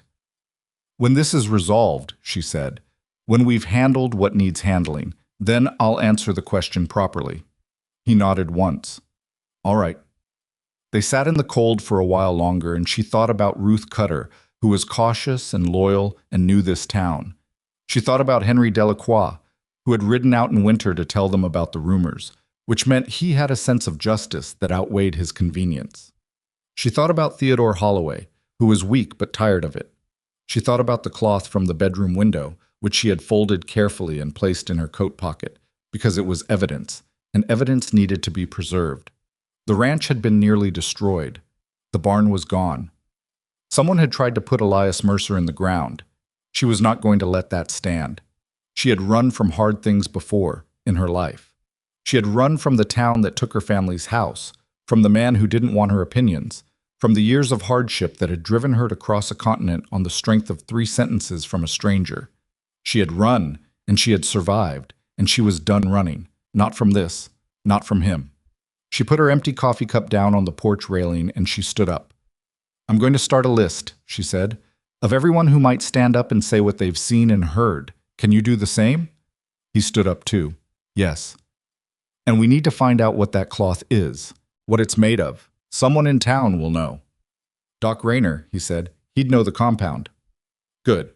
She straightened her coat. "I'll need you to keep the cloth safe. Don't let it out of your hand." He took it from her carefully. She walked back inside the house, past the stove she'd learned to light in the dark, past the table with the scratch she still hadn't sanded smooth, past the shelf where 2 months ago she'd accidentally seen the shoes of a dead child. And she sat down at the table and she took out her notebook, and she began to write down everything she knew, everything she could prove, and everything she intended to do about it. The woman who had been abandoned on a train platform with nowhere to go had somewhere to go now. She was going to burn Vivian Crow's carefully constructed world down as cleanly and completely as the barn had burned. She was going to do it with the truth, which was slower than fire, but lasted considerably longer. The list Margaret made that morning filled 4 pages of her notebook before she stopped, not because she'd run out of things to write, but because she'd reached the limit of what she could confirm versus what she suspected, and she was not going to build a case on suspicion. Suspicion was what Vivian had used against her. She was not going to use the same tools. What she had that was solid, the cloth from Elias's bedroom window, which smelled of something chemical and deliberate. The letter from Theodore, which she had kept. Ruth Cutter's account of the rumors and where they were coming from. Henry Delacroix's winter ride to warn them, Crow, which was detailed and specific because she had been paying attention from the beginning. What she needed, someone who could identify the compound on the cloth. Witnesses willing to speak publicly. And some understanding of whether Sheriff Amos Webb was genuinely compromised or merely inclined toward the powerful in the absent-minded way of men who have been comfortable for a long time. She and Elias went to town 3 days after the fire. They went together, which she knew would be noted and had decided she didn't care about. The time for managing appearances was over. Doc Rayner kept his office at the north end of Main Street in a building that also served as the apothecary, which meant it smelled of camphor and dried herbs, and something else underneath that was specific to places where people came when they were frightened. He was 60, compact and brusque, in the way of men who have spent decades with patients who waited too long to come see them. He looked at the cloth for about 30 seconds. Then he looked up at Elias. "Chloroform," he said. "We're close enough that the difference doesn't matter practically. Someone soaked this. Heavily." He set it down on his examination table. "Where did this come from?" Elias told him, briefly, factually. The night of the fire, the window, the way he hadn't woken when the barn went up. Doc Rayner's expression did something careful. "You could have died in that barn," he said. "That appears to have been the idea," Elias said. "You're going to Webb with this?" "We're going to Webb," Margaret said, "after we've spoken to some others." Doc Rayner looked at her. He had looked at her carefully since the moment they'd walked in, the look of a man taking inventory of someone he hadn't previously had occasion to assess. "You're the woman from the train platform, Holloway match." "Yes," she said. "Ruth Cutter speaks well of you," he said, which was apparently his version of a personal endorsement. He picked up the cloth carefully and wrapped it in clean gauze from his supply cabinet. "I'll make a written statement about the compound and its effects, if it comes to that." "It will come to that," Margaret said. "Thank you, Doctor." They left his office and went to Ruth Cutter's house, which was behind the general store, a fact Margaret had learned when Ruth had invited her for tea in November on a day when the drive back to the ranch had seemed slightly less appealing than human company. Ruth answered the door and looked at both of them standing on her porch and said, "Come in then," with the air of someone who had been expecting this visit without knowing when it would arrive. Abe Cutter was home, which Margaret hadn't counted on. He was a man she had categorized as benign and uninvolved, pleasant at the store, observant without being nosy, the kind of man who kept his opinions close because his business depended on getting along with most people. She had not been certain where he would land if things got complicated. He looked at them from his chair by the front window and said, "Elias, I heard about the barn." Word travels, Elias said. Always does. He looked at Margaret. I also heard the other things, about where the fire started and how. He paused. I heard from a man I trust. She didn't ask who. She waited. I'll tell you what I know about Vivian Crow, he said. And what I know is considerable, because she has been a customer of mine for 15 years, and people say things to merchants they don't say to anyone else. He said this without drama, just factually. What I tell you, I'll tell Webb as well if it comes to it. That was 3. Henry Delacroix made 4, though getting to him required going to the mill and finding him in the middle of a working morning, and he pulled them into the small office at the back and listened to what they had to say, and then said, I told Sylvie in November this was going to get worse before it got better. Was Sylvie surprised? Margaret asked. No, he said. She said the same thing. He pulled at the back of his neck, a man working through something. There's something you should know. About 2 weeks before your barn went up, I saw something. He had been coming back from a late delivery, the road that ran along the southern edge of the Crow property. It had been nearly dark. He had seen a rider leaving the Crow property headed east, toward the Mercer Ranch, toward the direction things were headed. And the rider was someone he recognized. He said the name. Margaret and Elias looked at each other. The name was not Vivian Crow. The name was a man named Cal Briggs, who worked as a hand on the Crow property and had worked there for 7 years, a man known for doing what he was told without asking what it was for. You're sure? Elias said. I've known Cal Briggs since he was 18 years old, Henry said. I'm sure. That was the piece she had been missing, and she felt it click into place the way pieces do when you've been waiting for them. Not with satisfaction exactly, because satisfaction felt wrong given what had been done, but with the particular focused calm of someone who now understands the full shape of a problem and can begin to address it completely. They went to Sheriff Webb last.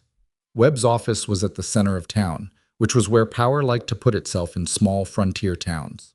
I was behind his desk when they came in, a large man going to softness with age, with the kind of face that had been red complexioned for so many years it had settled into it permanently. He looked at Elias with the ease of long acquaintance. He looked at Margaret with something more guarded. Mercer, he said. Heard about your barn, sorry for it. I appreciate that, Elias said. We've come to report what we believe happened. Arson, Webb said. Arson and attempted murder, Margaret said. Webb looked at her. Miss Holloway, she said. Margaret Holloway. I work at the Mercer Ranch. I was present the night of the fire. I'm the one who got Mr. Mercer out of the house. He regarded her for a moment. She held the look without difficulty. That's a serious charge, he said. Attempted murder. Yes, she said. Which is why we've done our preparation before coming to you. She set her notebook on his desk, open to the relevant pages. She set beside it the wrapped cloth from Doc Rayner. She set beside that the letter from Theodore Holloway. Dr. Rayner has identified the substance on that cloth as chloroform. He's prepared to make a formal statement. Abe Cutter has direct knowledge of Vivian Crow's business dealings and intentions regarding the Mercer property and is prepared to speak to it. Henry Delacroix placed Cal Briggs on the road between the Crow property and the Mercer Ranch 2 weeks before the fire, which he can testify to. Webb had gone very still. We also have a witness who can speak to the campaign of false rumors directed at me since my arrival, she continued. And a document, she touched the letter, in which Theodore Holloway, under his own signature, provides information about Mrs. Crow's intentions and methods. Webb looked at the items on his desk. He looked at Elias. You're certain about this, Elias? I'm certain, Elias said. A silence. Webb was doing the mathematics she'd expected him to do. Robert Crow. And he had been friends, which meant Vivian was a known quantity in his life, which meant this required him to do something uncomfortable. But the items on his desk were not something he could dismiss, not with Doc Rayner's name on one of them and Abe Cutter's on another, and she had known that assembling the right names was as important as assembling the right evidence. I'll need to speak to Cal Briggs, Webb said finally. That seems like the right place to start, she said. They left his office and stood in the cold street for a moment. Do you think he'll do it? Elias said. He'll do something, she said. Whether he does the right thing depends on how scared Cal Briggs is, and whether Amos Webb is more afraid of Vivian Crow or of four witnesses who can tell the same story in a court of law. And if he protects her? She looked at him. Then we go over his head. There's a territorial judge comes through here in April. He looked at her with the expression she'd come to associate with moments when she'd surprised him, which she still did, occasionally, in ways that seemed to catch him off guard, not because she'd done something unusual, but because he hadn't quite finished adjusting to her yet. "You've thought about all of this," he said. "I've been thinking about it since the cloth," she said. "Possibly since Vivian walked into the general store and looked at me like a problem to be managed." He was quiet for a moment. They were standing in the street and it was cold and people were moving around them, and she was aware of being looked at, as she generally was in this town. But she was also aware that the looking had changed slightly in quality. Doc Rayner had seen them. Abe Cutter had spoken with them publicly. Ruth had walked them to the door with a warmth that people on the street would have observed. The town was watching, as it always watched. But what it was deciding was still open. The following week was the longest of her time in Wyoming, which was saying something given the company the preceding months provided. They waited. They heard nothing from Webb directly, but Henry heard through his own channels that Webb had spoken to Cal Briggs, and that the conversation had not gone the way Webb might have preferred. Briggs, apparently, was more afraid of a murder charge than he was loyal to Vivian Crow, and he had talked. She received this information with the same steadiness she had been maintaining through all of it, which cost her more than it showed. She was tired. Not physically. Physical tired was something she managed fine, but the sustained alertness of the past weeks, the constant state of anticipating the next threat, the discipline of keeping herself composed in Elias's presence when what was between them was still waiting for the answer she'd promised him, all of it had accumulated into a specific exhaustion that sleep didn't fully address. Elias noticed. He noticed the way he noticed things, without comment, but with attention. One evening, he put a cup of coffee in front of her when she hadn't asked for it, and the simplicity of it, the just knowing she needed it without making it a thing, did something to her defenses that nothing more dramatic had managed. She looked at the cup, and she felt the terrible, inconvenient truth of her own feelings about this man, which were no longer the kind of things she could manage through avoidance. "Thank you," she said. Her voice came out slightly wrong. He sat down across from her. He looked at the table, not at her, which gave her room. "This is going to be over soon," he said. "I know. And when it's over," he stopped. He started again. "I want you to know that whatever you decide, whether you want to stay or whether you need to go somewhere that doesn't have all of this attached to it, I'll understand. I'll help you, if going is what you need." She looked up at him then. "Are you trying to give me an out?" she said. "I'm trying to make sure you know you have one," he said. "There's a difference."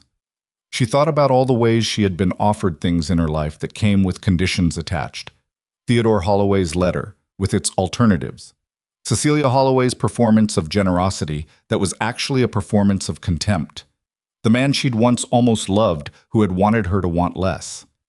Elias Mercer was offering her freedom, not as a strategy or a manipulation, just because he thought she should have it.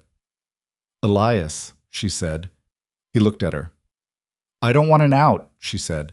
"I want—" She made herself say it plainly, the way he said things, without wrapping it in easier language. "I want this to be where I am, the ranch, this, whatever this is between us. I want it. I'm afraid of it, and I'm not entirely sure I deserve it. And there are days when I think I'm still that woman sitting on a trunk on a train platform wondering what comes next. But I don't want to leave." He looked at her for a long time.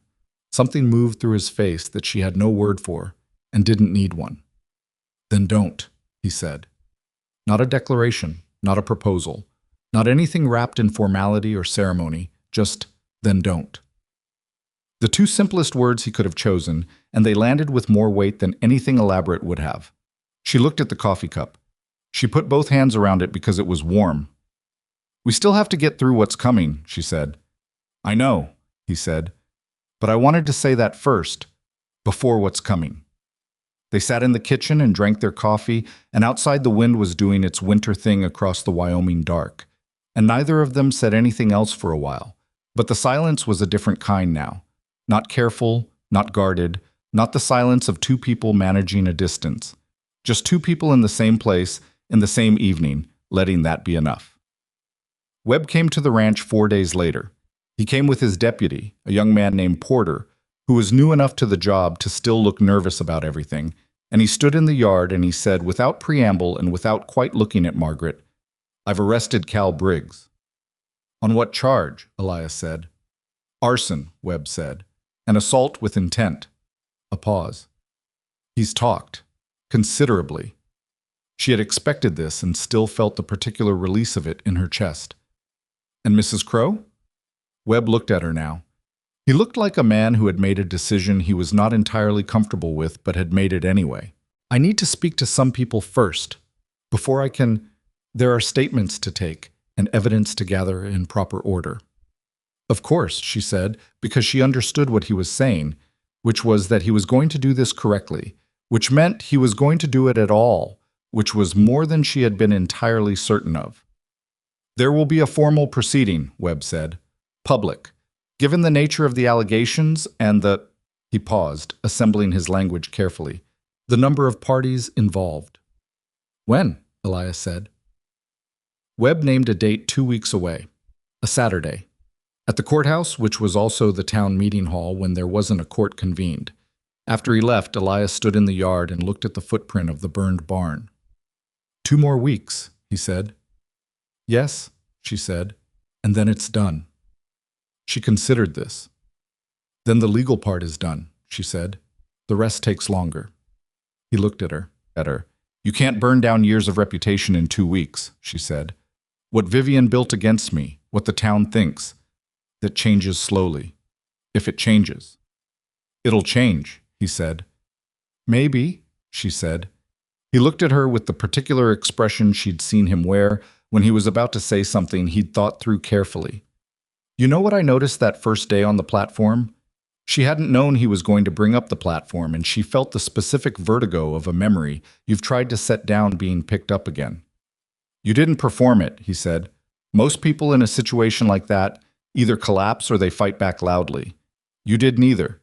You just absorbed it, stood up, and walked away. Like you'd seen worse and survived it, and you weren't going to pretend otherwise." She looked at the burned barn. "I had," she said. "I know," he said. "That's what I noticed. And that's what this town is going to notice. Eventually.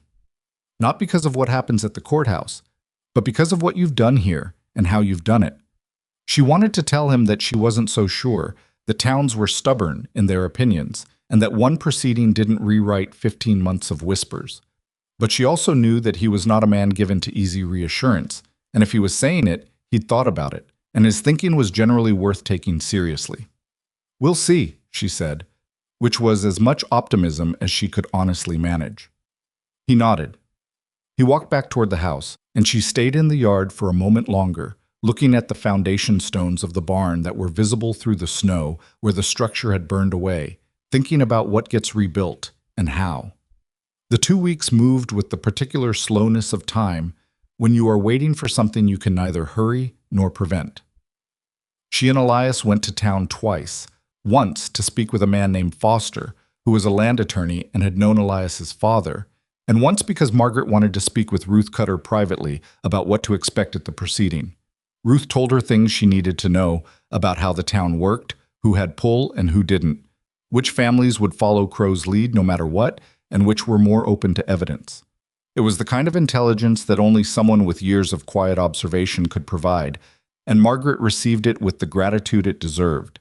She also, on that second trip to town, encountered Cecilia Holloway on the main street for the first time since the day on the platform. She had not planned for this encounter, and for a fraction of a second she felt the old pull, the reflex of humiliation, the muscle memory of that morning in October when she'd stood with her trunk at her feet and the entire town had watched. Then the fraction passed. Cecilia Holloway saw her, and something crossed that aristocratic face. Not guilt exactly, because Cecilia was not built for guilt, but a kind of recalibration. The recognition that circumstances had changed, and that the person in front of her was not the same exhausted, displaced woman she'd performed for on a platform. "Miss Holloway," she said. "Mrs. Holloway," Margaret said, politely, directly. "Good afternoon." She kept walking. She did not look back. When she told Elias about it that evening, he said, How did it feel? She thought about it honestly. Smaller than I expected, she said. The thing I'd built her into in my mind was bigger than she actually is. That's true of most things that hurt us, he said. She looked at him. That was almost philosophical. Don't get used to it, he said. She smiled, which happened more often now, and he saw it, and something in his face went warm in the understated way of his warmth, which she had come to prefer to louder varieties. The night before the proceeding, she didn't sleep much. She lay in her room, the room with the lock on the door that she had stopped locking about 2 months ago because it had started to seem unnecessary. And she looked at the ceiling and she thought about what was going to happen. She thought about Vivian Crowe, who had spent 2 years building a web of social pressure and property ambition, and who had, at some point, made the decision to move from social harm to physical harm. She thought about what that decision said about what a person becomes when they want something badly enough to stop asking themselves whether they should have it. She thought about herself, on the train coming west, reading those letters and trying to build a future from them. About the woman she'd been in that moment. Not naive exactly. She'd never had the luxury of naive, but hopeful in the particular way of someone who has survived enough to know that hope is not stupidity, but is sometimes the only rational response to an irrational situation. She thought about the morning she'd picked up the broom in this house and started to sweep. She was still that woman. That was the thing she'd learned about herself over these months. She was still the woman who picked up the broom, even when the broom was a notebook, and the sweeping was the careful accumulation of evidence, and the floor was a small frontier courthouse where the truth was going to have to be said loudly enough that it couldn't be talked over. She got up at 5. She made coffee. She put on her best dress, which was now the dark blue wool that she'd let out and repaired, and which she'd grown, oddly, to feel more herself in than anything else she owned. Elias was up when she came into the kitchen. He looked at her and he said nothing, which was right. They drove to town in the early morning cold, both of them quiet in the way of people who have said what needed saying and are carrying it steadily. The meeting hall was already half full when they arrived, which told her that this had been discussed widely in the preceding 2 weeks, and that the town had decided it was worth showing up for. She scanned the room quickly, the way she scanned rooms, cataloging. Ruth and Abe Cutter, in the 3rd row, Ruth giving her a small nod. Henry and Sylvie Delacroix, further back. Doc Rayner near the front, upright and brusque as always. A family she recognized from the Patterson gathering. A dozen others she knew by sight, if not by name. And Theodore Holloway, sitting alone near the side wall, looking like a man who has made a decision about which side of something he wants to be on, and is not entirely comfortable with the exposure of having chosen. Sheriff Webb was at the front with his deputy. Judge Alderman, who did his circuit through this part of the territory twice a year, was a lean, dry man of 60 who had the permanent expression of someone who has heard most of what people are capable of and is mildly interested to see what's new. She and Elias sat together, which they had discussed and decided was the right thing. Not as a statement, they weren't trying to make a point, but because they were in this together and sitting apart would have been a kind of dishonesty, and they were done with dishonesty. Vivian Crowe arrived with 2 women from prominent families who had evidently decided their social fortunes were tied to hers. She was dressed in the immaculate way she was always dressed, and she looked at Margaret when she came in, and the look was the coldest thing in the room, which was saying something given the February temperature. She also looked, Margaret thought, afraid. Behind the cold and the composure and the careful dress. Something afraid. Good. Afraid people made mistakes. The proceeding began with Webb presenting what he had. Cal Briggs had given a full statement, which Webb read in the flat official voice of a man reciting a document he wishes had never existed. The statement placed Briggs at the Mercer Ranch on the night of the fire on the instruction of Vivian Crowe, who had told him that the purpose was to frighten Mercer into selling the North Boundary land, and who had obtained the chloroform from a supply she said came from a traveling physician she would not name. The room was extremely quiet while this was read. The quality of quiet that means something is being absorbed. Then Doc Rayner spoke, briefly and technically, about the compound and its effects. Then Abe Cutter spoke, about the things Vivian had said in his store over years, the comments about the Mercer property, the frustration about the grazing rights, the escalation of language, about getting what she was owed. Then Henry Delacroix described what he had seen on the road. Then Theodore Holloway stood up, without being called, and the room shifted at that because it was unexpected. He stood up and he said, his voice not quite steady, that the rumors spread about Miss Holloway had originated with Mrs. Crowe, that he had been a conduit for those rumors through his letter at Mrs. Crowe's suggestion, and that everything in his earlier written statement to Miss Holloway was accurate, and he was prepared to stand behind it. Margaret watched Vivian's face during Theodore's statement. She watched the fear underneath the cold become something else, become the look of a woman who is watching the things she built come apart at the exact points she thought were strongest. It was not satisfying exactly. It was something more complicated than satisfaction. It was the feeling of watching something true become visible after a long time being buried, which is its own specific experience, and she wasn't sure she had the word for it. When it was her turn, and Judge Alderman called her specifically, which told her Webb had given him full background. She stood and she spoke clearly, and she told the truth in exact sequence, beginning with the day on the platform and ending with the night. She'd smelled smoke and hauled Elias Mercer out of a building that someone had intended to be his coffin. She did not editorialize. She did not perform emotion she wasn't feeling. She stated the facts in the order they had occurred, and she let the facts do what facts do when they are arranged properly. They made a picture that didn't require her to tell anyone what to think about it. When she finished, the room was quiet again, and in the quiet she heard something she had not heard in this town before. Not whispers, not the murmur of uncertain sympathy, something more solid. She sat back down. Elias's hand found hers under the table, and she let him hold it, and she didn't look at him because she was going to cry if she looked at him, and she was not going to do that here. Vivian Crowe was given the opportunity to speak. She spoke. She was eloquent and composed and denied everything with the particular conviction of a woman who had been convincing people of things for 40 years. And it wasn't enough. Judge Alderman was not a man given to long deliberation in straightforward cases, and he made clear within 15 minutes that he found the preponderance of evidence substantial, the witness accounts credible, and the charges serious. He ordered Vivian Crowe held pending formal trial on charges of arson, conspiracy to commit arson, and assault with intent. He ordered Cal Briggs's prior arrangement maintained pending his cooperation in the formal proceedings. He also said something that Margaret had not expected and would think about for a long time afterward. He said, looking directly at her, that the court found no basis for any of the allegations made against Miss Holloway, and that such allegations were found to be without merit, fabricated, and malicious in intent. He said this on the record, in front of the room, in the flat official voice of a man making something permanent. She breathed. Outside afterward, in the cold February air, the town reassembled itself in the way of people who have witnessed something significant and are trying to decide what it means for their ordinary lives. She stood near the steps with Elias, and Ruth came to her and took her hands and said, "There you are then," which was Ruth's way of saying something large. Doc Rayner shook her hand, actually shook her hand, as he would shake a colleague's, which was the version of respect she valued above the softer varieties. Henry Delacroix said, "Sylvie's making supper Saturday. You're both expected." Not invited. Expected, as people who belonged in a place are expected, not invited. Theodore Holloway approached last. He looked worse than he had going in, which made sense. What he'd done in there had cost him something, and the cost had showed. He looked at Margaret, and then at Elias, and then at his own boots, which was a habit she'd noticed. "I should have stopped it sooner," he said. "All of it." "Yes," she said. Not harshly, but honestly. He nodded. He walked away.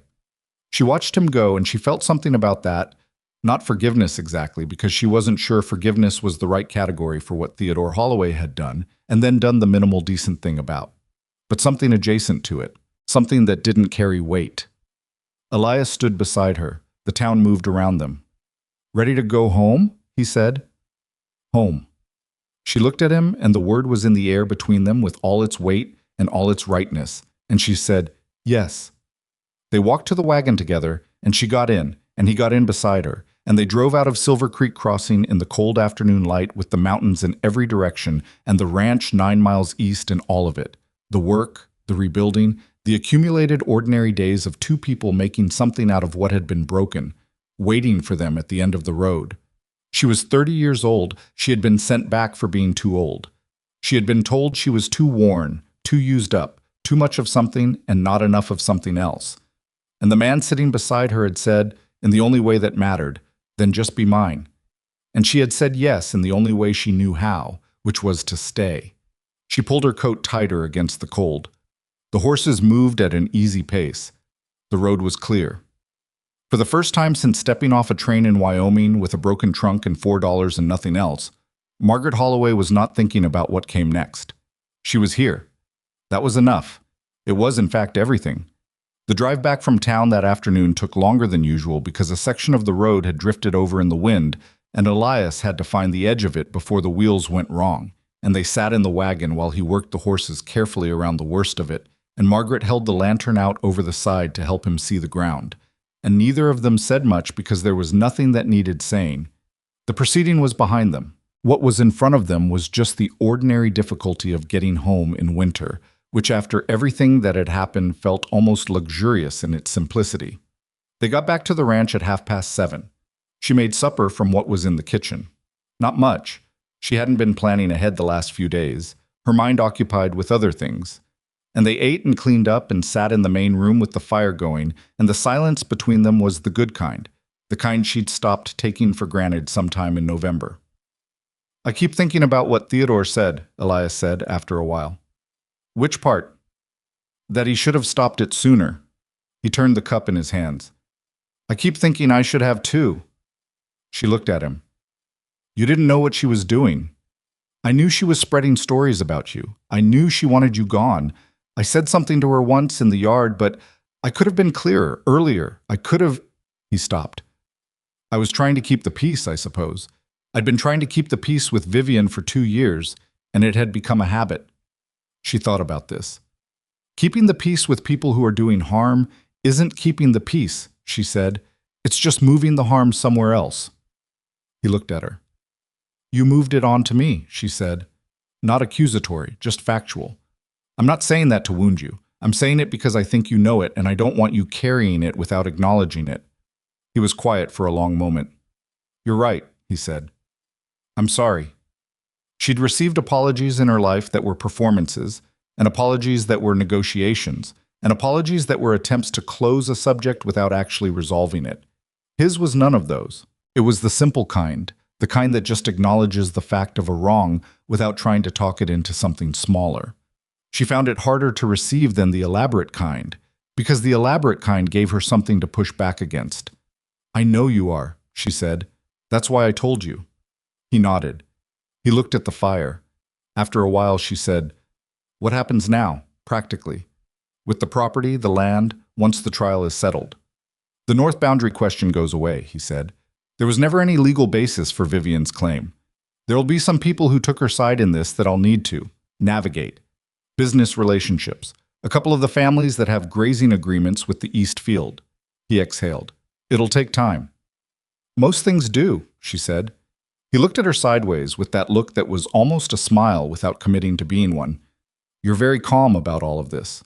"I'm not calm," she said. "I'm tired. There's a difference. Calm is a state. Tired is what's left when you've been running on alert for 3 months, and the thing you were dreading is finally behind you." "Then sleep," he said. "It'll be there in the morning." "It'll all be there in the morning," she agreed, and she stood up and took her cup to the kitchen. And when she came back through the main room, she paused by his chair because something needed to be said, and she had learned in these months not to leave things unsaid that had a reason to be said. "Elias." He looked up.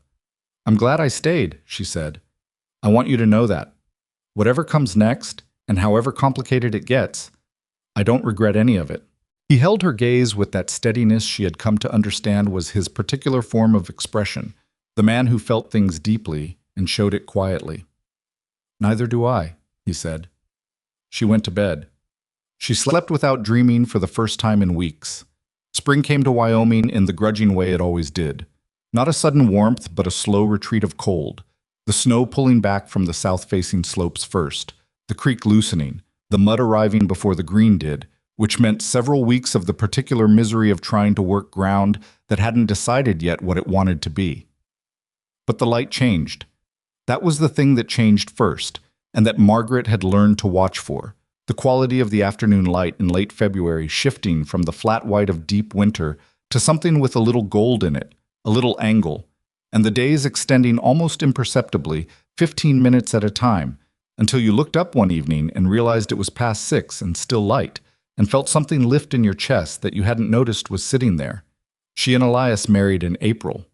There was no ceremony to speak of, which was by mutual decision and somewhat to Ruth Cutter's disappointment, which she expressed in the way Ruth expressed disappointment, which was by immediately beginning to plan a supper instead. They went to the Justice of the Peace, who was a man named Corrigan, with a small office adjacent to the feed store, and who conducted the proceedings with the same efficient air he brought to notarizing documents and recording property transfers, and they signed what needed to be signed, and Elias put a plain gold band on her finger that had belonged to his grandmother, and that he had kept in a small box in his bureau drawer for reasons he'd never examined too carefully, and she had held her hand very still when he put it on, because she didn't entirely trust her composure, and she was not going to cry in a feed store annex.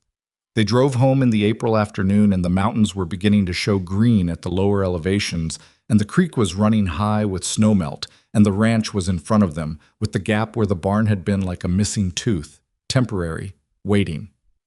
"Well," she said, as they came up the road. "Well," he agreed. She looked at the bare barn foundation. "We should probably get started on that." "We probably should," he said. "I have some thoughts about the layout," she said. "The original design had the tack room in the wrong position relative to the main doors." He glanced at her. "The barn my father built." "Had the tack room in the wrong position," she said. "I say this with respect." "Of course," he said, in a tone that was so dry it was almost wet again. She didn't smile, but it was a near thing. They started the barn the following week, with help from Henry Delacroix and 2 of his cousins and a man named Garrett from the next valley over, who turned out to be the best framer in the county and who arrived without being asked because Henry had mentioned it, and Garrett was the kind of man who showed up when there was work to be done and someone needed the help. She fed them all. She cooked for 6 men for 3 days straight, which was the most cooking she had done in a continuous stretch since her mother's house when they'd had the harvest hands. And she was exhausted by the end of each day and would not have traded it for anything quieter. The barn went up in 4 days. It was not perfect. There were places where the framing was slightly off plumb, and a section of the roofline that Elias said he'd address later. And the tack room was in the position she'd suggested, which worked better and which she never mentioned again because some things don't need to be mentioned again. It was solid and it smelled of new wood, and it stood where the burned one had stood, and it was not the same, and it was not trying to be. On the evening the barn was finished, she stood in the doorway and looked at the horses in their stalls. They had added 2 horses in March, a purchase she and Elias had decided on together after reviewing what the ranch could support, and she thought about the night she'd stood in the yard watching the old one burn, Elias barely conscious beside her, the February cold and the smoke, and the particular terror of understanding that someone had tried to take everything. She thought, look at this now, not triumphantly. She wasn't a triumphant person by nature, but with the specific quiet satisfaction of someone who has done a hard thing and arrived somewhere real on the other side of it. Vivian Crow's trial was held in late April, when Judge Alderman returned for his circuit. Margaret attended on the first day and the last day, and let Elias handle the days between, partly because he had specific testimony to give about property matters, and partly because she had decided that she did not need to watch the entire machinery of justice grind through its process to feel that justice was happening. She had done her part in February. The rest was for other people to manage. The verdict came on a Thursday. Guilty on the arson charge. Guilty on the conspiracy charge. The assault with intent charge carried a lesser finding, reduced in the language of the court to a related but lesser offense, which was the kind of compromise that courts made and that she had been told to expect and that she accepted as the reality of what institutions could and couldn't do, which was never the clean whole thing you wanted, but was sometimes enough. Vivian Crow was sentenced to 3 years to be served at the territorial facility. Cal Briggs, in exchange for his cooperation, received 18 months and was released to his family's custody in Nebraska, which meant he was someone else's problem now, and Margaret was willing to let that be. She heard the verdict from Elias when he came home that evening. He told her plainly, and she nodded, and they ate supper and she washed the dishes, and she stood at the kitchen window afterward and looked out at the new barn in the early evening light, and she thought about the years, 3 years of Vivian's sentence and all the years before it, The years that had built the wanting, that had built the obsession, that had eventually built the fire. She thought about what it cost to want something that badly, what it consumed, what you had to stop being to get there. She did not feel sorry for Vivian Crow. She had worked at feeling sorry because she generally found it a more useful emotion than its alternatives, but she kept arriving back at the same place, which was that Vivian had made choices, sustained choices over a long period of time, and that the consequences belonged to the choices and not to the people who had survived them. What she felt was more like relief, and something under the relief that she finally identified, standing at that window, as grief. Grief for what had been done to Elias, to his property, to the years of already difficult recovery that Vivian's campaign had made harder. Grief for the woman she'd been on the platform, who hadn't deserved any of what was waiting for her in this town. Grief for the cloth soaked in chloroform and the night she'd smelled smoke and understood that someone had decided Elias Mercer should not be alive to see spring. She let herself feel it standing at the window. All of it. She did not try to manage it or move past it efficiently. She had learned in these months that some things needed to be felt to their edges before they could be set down, and this was one of them. Elias came to stand behind her. He put a hand on her shoulder, just that, just the weight of it. "It's over," he said. "I know," she said. "You okay?" She thought about the honest answer. "I will be," she said. "Give me a day." He took his hand away and he went back to the table and gave her the day, right there in the kitchen, which was his way. She gave herself the day. And then she was okay. Summer arrived and the ranch was something she would not have recognized from the outside looking in 6 months earlier, which was a thought that made her quiet sometimes, the gap between what she'd found and what she'd helped make. The north pasture had been re-fenced properly in May, a job that took 10 days and left her hands blistered in 3 different places. And the cattle count was up to 16, with plans for more in the fall when prices settled. The kitchen garden was producing. The smokehouse roof had been fixed. The window she'd repaired with her father's technique had been through a full winter and held perfectly, which gave her a satisfaction she was not going to pretend was anything other than personal. People came to the ranch now. That was the change she hadn't anticipated, or hadn't let herself anticipate. Ruth and Abe came for Sunday meals.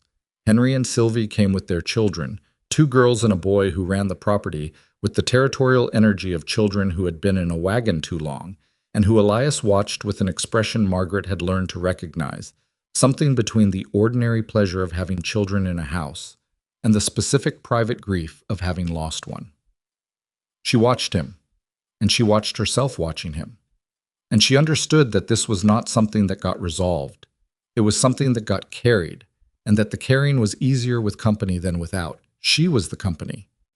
She had come to understand a great many things she had not previously had the context to be, because the context was this ranch and this man and this particular life that she had not planned and could not have planned, and that fit her in ways that her actual plans never had. In June, Ruth Cutter told her something in the direct way Ruth told things when she thought they needed saying. "The talk has changed," Ruth said, "about you, in town. I want you to know that." Margaret had been wrapping butter, and she kept wrapping it. "Changed how?" "Changed toward you," Ruth said. "The way people talk about someone they respect." She thought about what to say and settled on, "That shouldn't require anything from me, should it? The way people talk." "No," Ruth said. "It shouldn't. But it does, whether we want it to or not. And I thought you deserved to hear it from someone who means it." She looked at Ruth. Ruth had come to the ranch 12 times since the winter. She had brought food twice when the weather was bad, and Margaret was busy with the cattle situation and couldn't get to town. She had sent her husband to help with the kitchen garden fence without being asked. She was the kind of friend that life occasionally produces when you are not trying to acquire friends, but simply being yourself consistently enough that someone notices and decides to stay. "Thank you, Ruth," Margaret said. "I mean it." "I know you do," Ruth said. "That's why I told you." The question of what the town thought was one she had decided to carry lightly, because she had lived under its weight for long enough to know that it was a thing that could crush you if you let it be the primary thing. It couldn't be the primary thing. The primary thing was the work and the life and the man and what she was building alongside both. But she was human. She noticed when people greeted her by name in the street. She noticed when Mrs. Patterson stopped her after the summer gathering and asked her advice about preserving pears, a question so ordinary and neighborly that Margaret had to breathe through the unexpectedness of it. She noticed when the woman who had whispered on the train platform, she'd identified her eventually, a Mrs. Graves, wife of the mill foreman, stopped whispering and started nodding instead. She noticed. She let herself notice, and then she went back to whatever she'd been doing. Theodore Holloway left Silver Creek Crossing in July. He sold the family property. His mother, apparently, had accepted the offer of relatives in the East after the proceedings, unable or unwilling to stay in a town where the architecture of her social power had been publicly dismantled. And he came to the ranch one afternoon with the manner of someone making a last stop before a long trip. He sat on the porch with Margaret and Elias, and he drank coffee, and he said, "I'm going to Denver. I have a cousin there who needs help with a business." "What kind of business?" she asked. "Printing," he said. "Newspaper." She thought that was either the best or worst possible occupation for Theodore Holloway, and said neither. "I wanted to say again," he started. "Theodore," she said, "you said what needed saying in that courtroom. You don't owe us anything more." He looked at her. He was 22 years old, she reminded herself. He had done a wrong thing and then done the harder right thing when the moment required it, and neither of those facts erased the other, and he was going to have to figure out how to live with both of them. That was his work to do, and she wasn't going to take it from him by absolving him too easily or condemning him too completely. "Good luck in Denver," she said. "Thank you," he said, and he seemed to understand that she meant it, which she did. After he left, Elias said, "You were kind to him."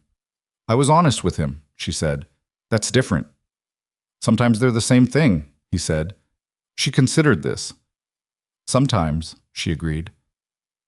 August came, and the ranch entered the particular full-throttle season of late summer, where everything needed doing at once, and the days started at 4 and ended when the light was gone, and sometimes after.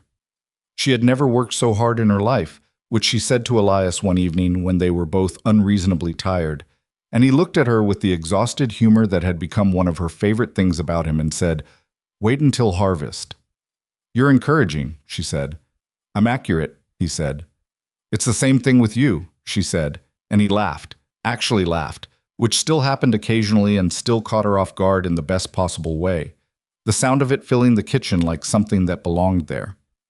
She had a dream that August, on a hot night when the window was open and the air barely moved. She dreamed about the train. She was on the westbound again, coming into Silver Creek Crossing, and she had her trunk and her $4 and the folded letter from a man who had turned out to be someone else entirely. In the dream, she knew what was coming. She knew about Cecilia Holloway, and the platform and the crowd, and the public discarding of her person. And she felt, even knowing all of it, something she hadn't felt the first time. She felt ready. She woke up in the room that was no longer the room with the lock on the door, but was her room, hers and Elias's. And the room was dark and warm, and he was sleeping beside her with the particular deep stillness of a man who has worked his body past the reach of worry. And she lay and listened to him breathe, and she thought about the dream. Ready. She had been ready. Even the first time in the actual living of it, she had been readier than she'd known. Ready in the way of people who have been made by difficulty rather than broken by it. Not hardened, not closed off, not emptied of the capacity to be hurt, but fortified. Given a kind of ballast that means when the storm hits, you go sideways and then you come back upright. She had come back upright.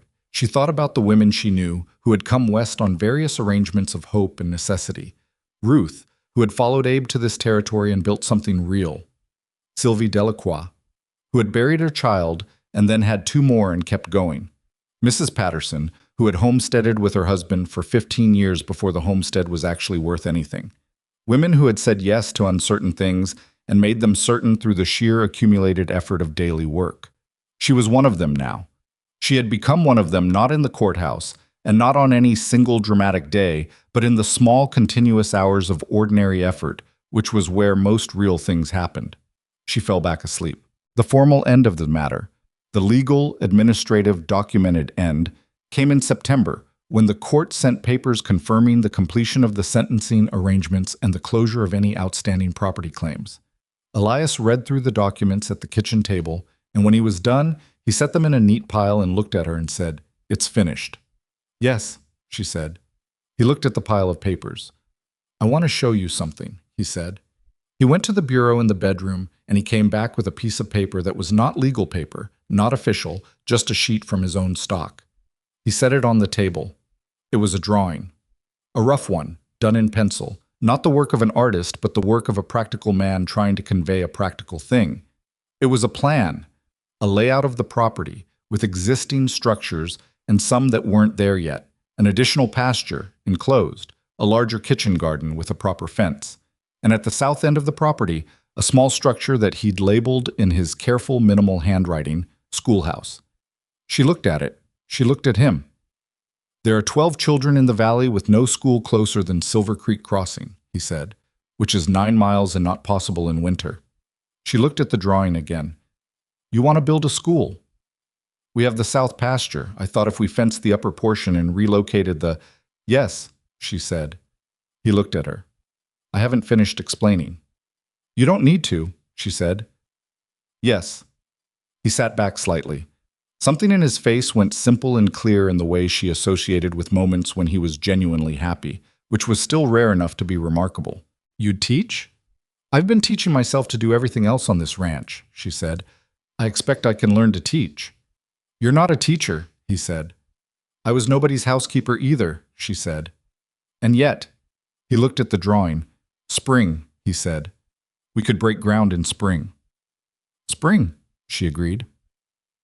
They sat with the plan between them, and she thought about the children of the valley. Henry and Sylvie's girls and boy, the Patterson kids, the others she'd met at gatherings and saw occasionally in town. And she thought about what it meant to grow up 9 miles from the nearest school in Wyoming winter, and what it meant to have something closer, and what it meant to have had a hand in building it. She thought, this is what you do with a life that almost didn't happen.